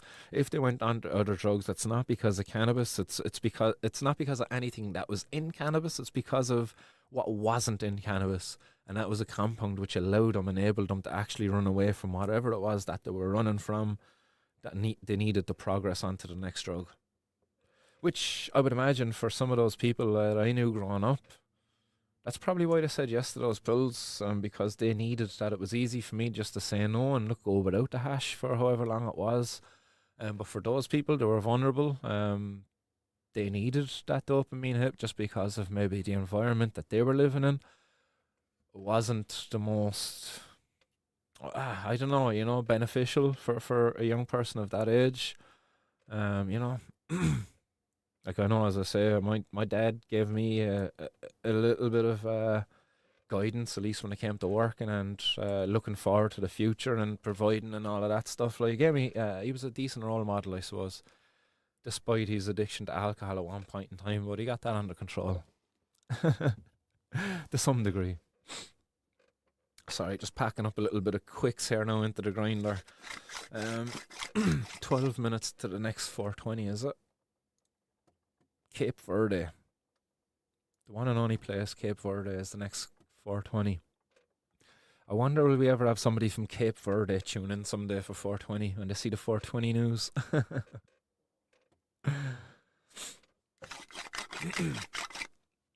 yeah,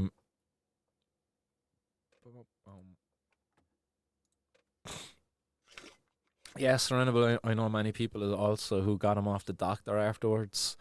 Many people who were addicted to the tablets, they were getting off the doctor, and then they weren't just getting them off the doctor. They were kind of topping up those prescriptions with drugs off the street.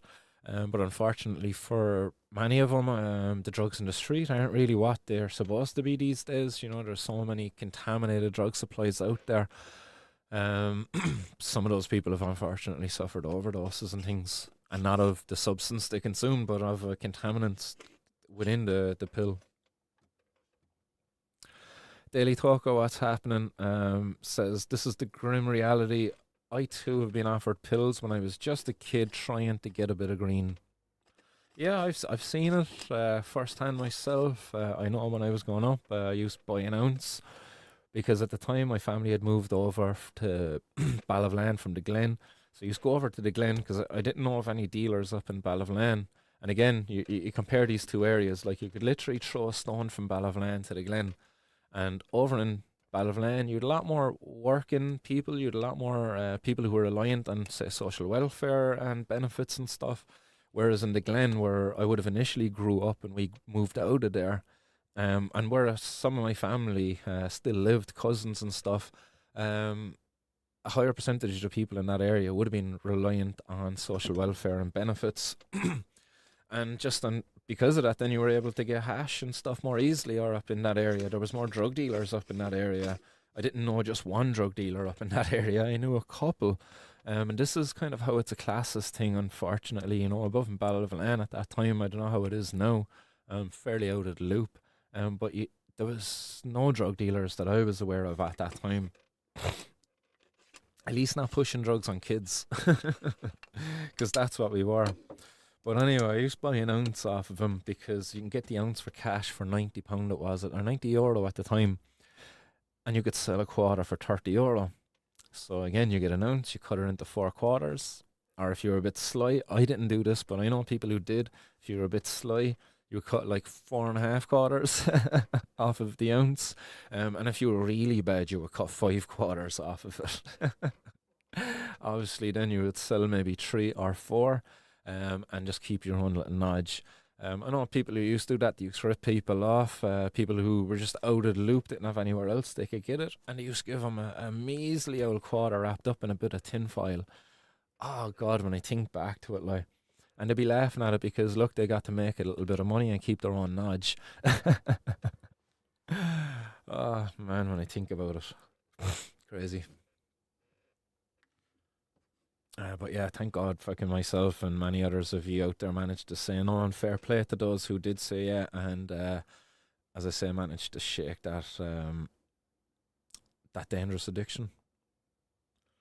It's funny, I was only talking to somebody actually recently about like addiction and withdrawals and stuff, and about how like you can actually die from withdrawals from alcohol, and you can't from heroin.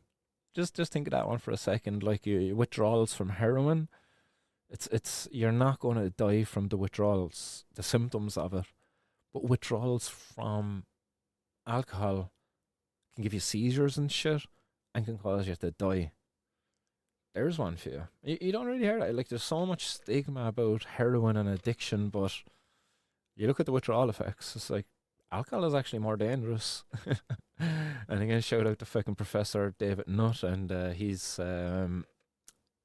list. He actually numerized in numeric order uh, based on the risk of the drugs. I believe alcohol, cigarettes, and stuff are up there near the top. And like, I believe he described ecstasy as being safer than horse riding. There's more people injured and harmed to horse riding each year than there is taking ecstasy. So shout out to him and all the other people out there doing incredible work.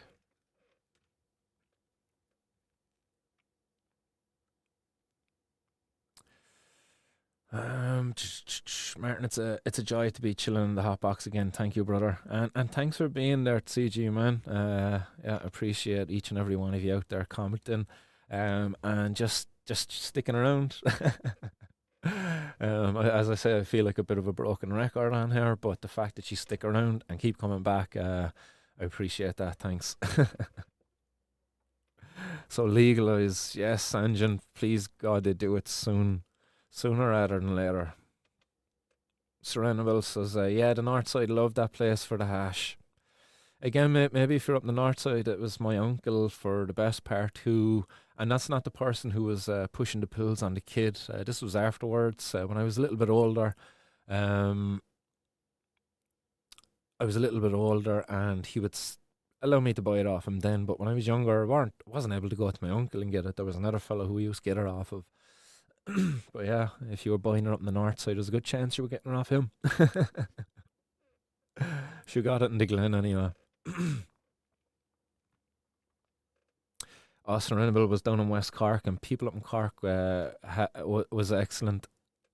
Well, from what I can remember, some of the best stuff actually came up to us from West Cork. I can remember that bland pollen.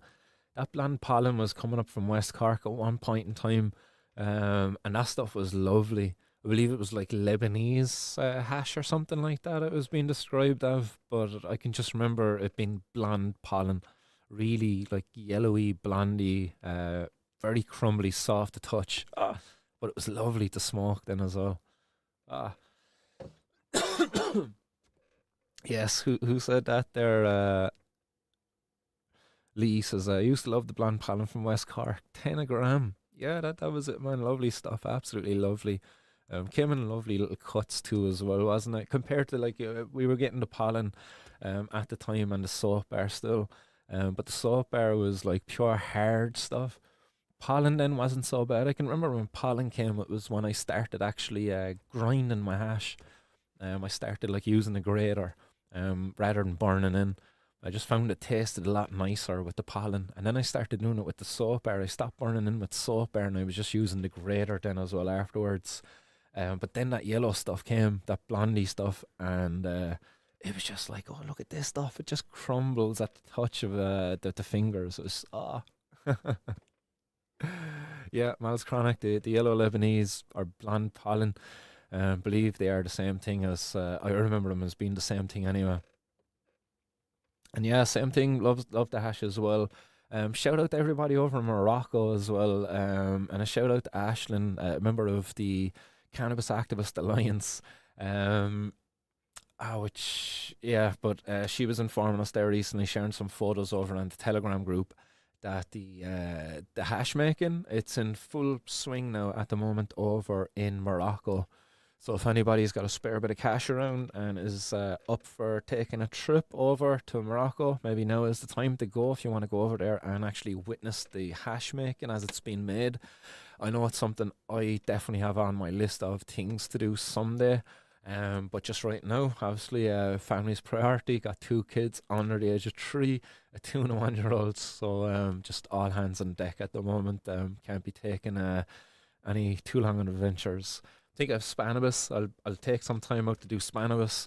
But if I went to Morocco, I would definitely be wanting like a week or maybe more in Morocco if I was to go out there myself. Yeah, I couldn't just go over there for like a weekend or a couple of days. um, as Chronic says, hash small regions and soils. Yeah, that's true. I seen some of the hash making that goes on in Afghanistan. I think it was Afghanistan. It was really interesting. I think it was like on the border of maybe India and Afghanistan or something like that. But it was really interesting. The boys had like a fire going next to them. They had like the sieved resin, I believe it was, up in front of them, or the plants, and they were like warming their hands up, much like Frenchy Cannoli was when he was doing it. And they would keep the hands warm at the fire, get the hands like really covered in resin, warm it again, get more resin all over it, like, and then start rolling it off, like really working the hash, decarbon it off the heat, like mad.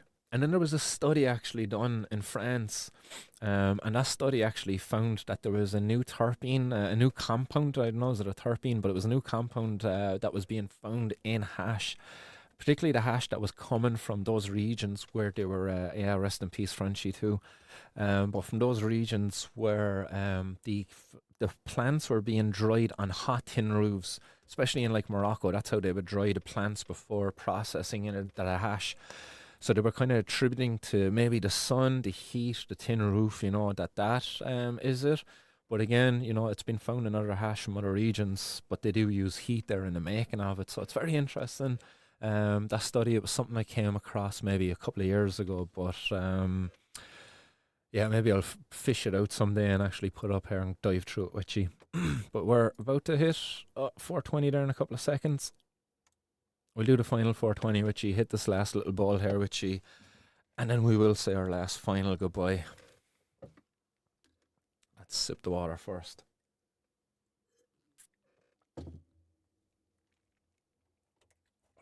Oh.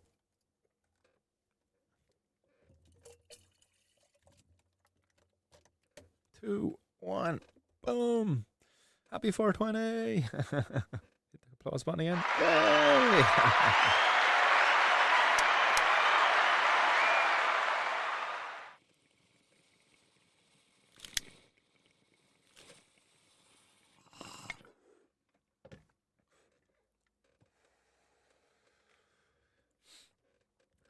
All right, anybody who might happen to be tuned in Cape Verde, and hello to everybody else who is joining me imaginatively in Cape Verde. Hitting that 420 civil disobedience.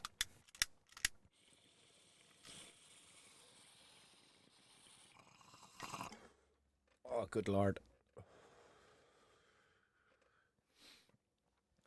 Again, the flavour difference there from the sour Maui cheese to that Quicks.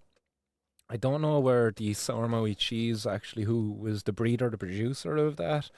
But the Quicks came from the guys Exotic Genetics, and a big shout out again to Bobby who hooked us up with the Exotic Genetics there. Otherwise, these strains wouldn't be available at the moment around the place. But it's one of a couple of Exotic Genetic strains doing their rounds. But yeah, that Quicks was delicious.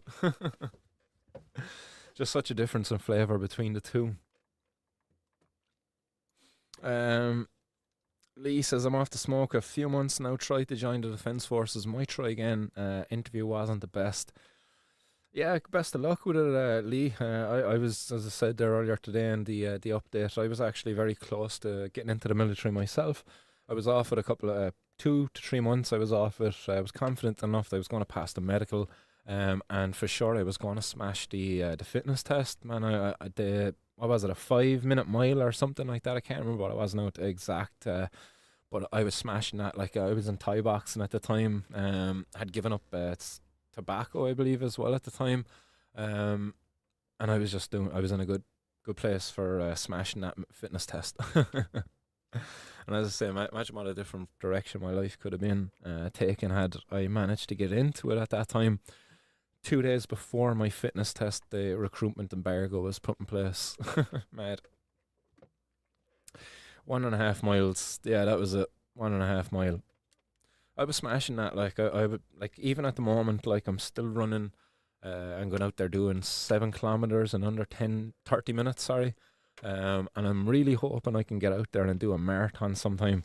And the aim is to run the marathon, trying to get it in under 4 hours, or maybe 4 hours and 10 minutes, and then like hang around at the finish line. Don't cross it until 4:20.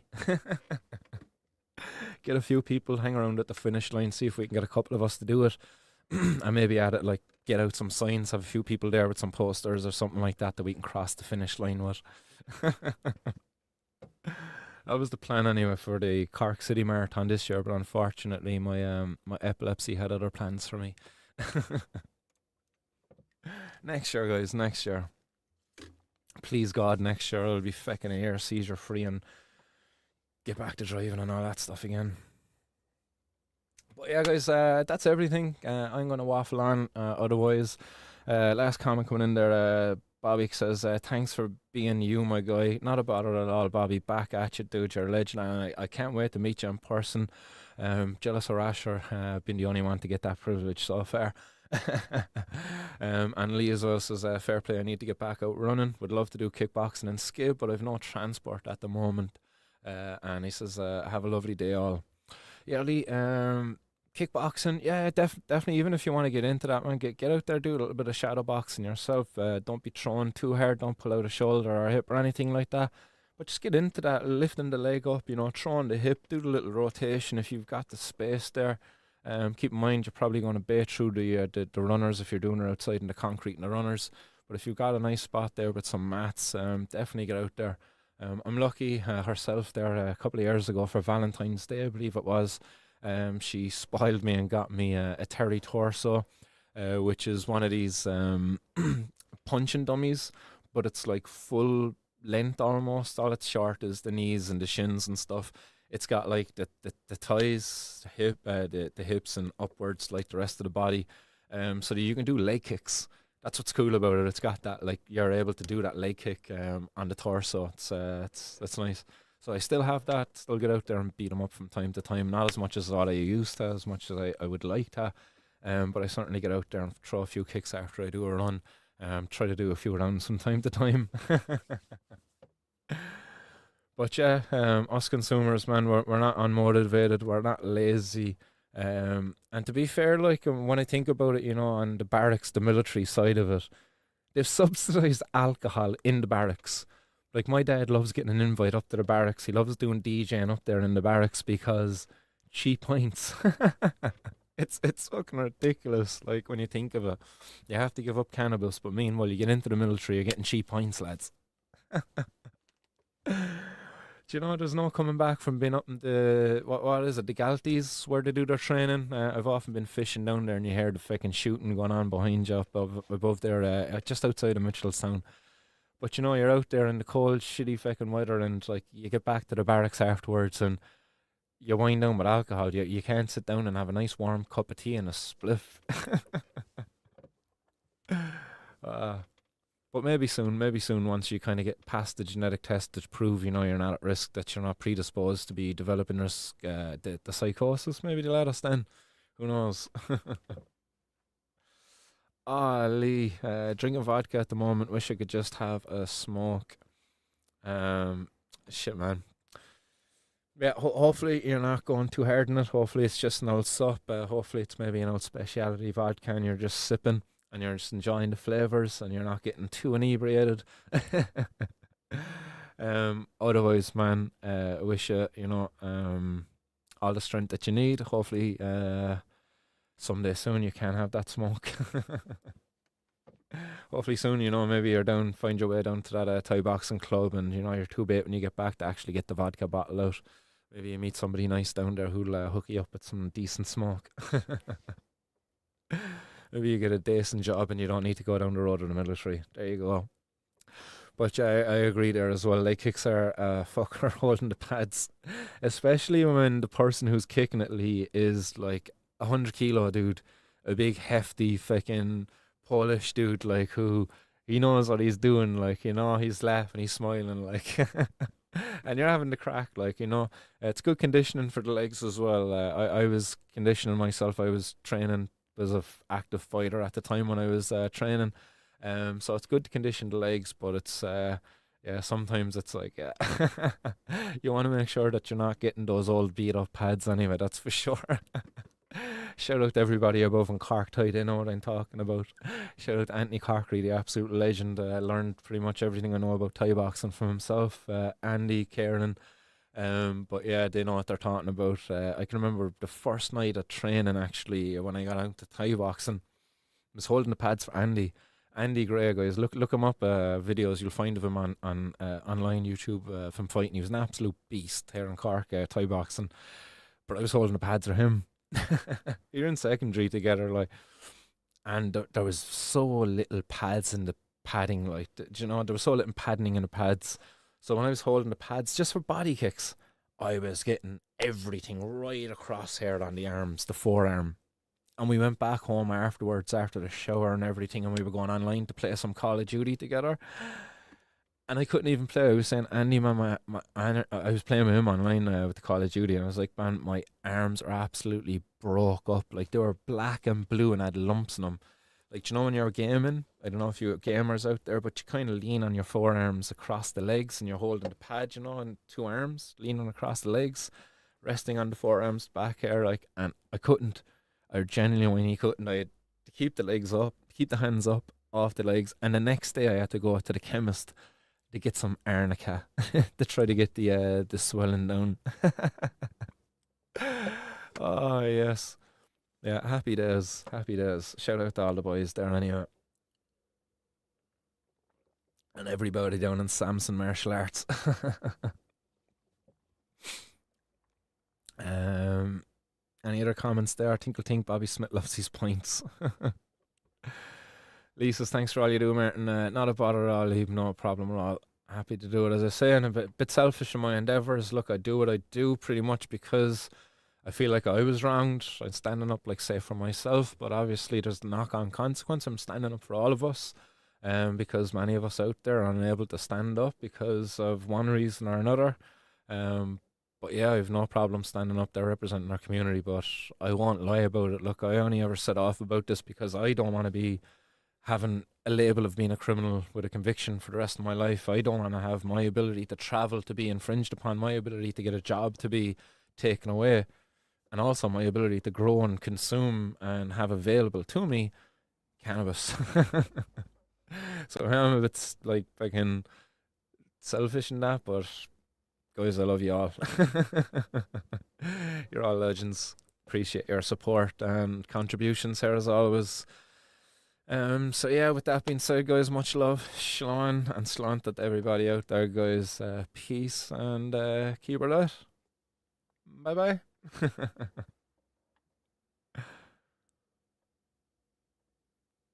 Boom.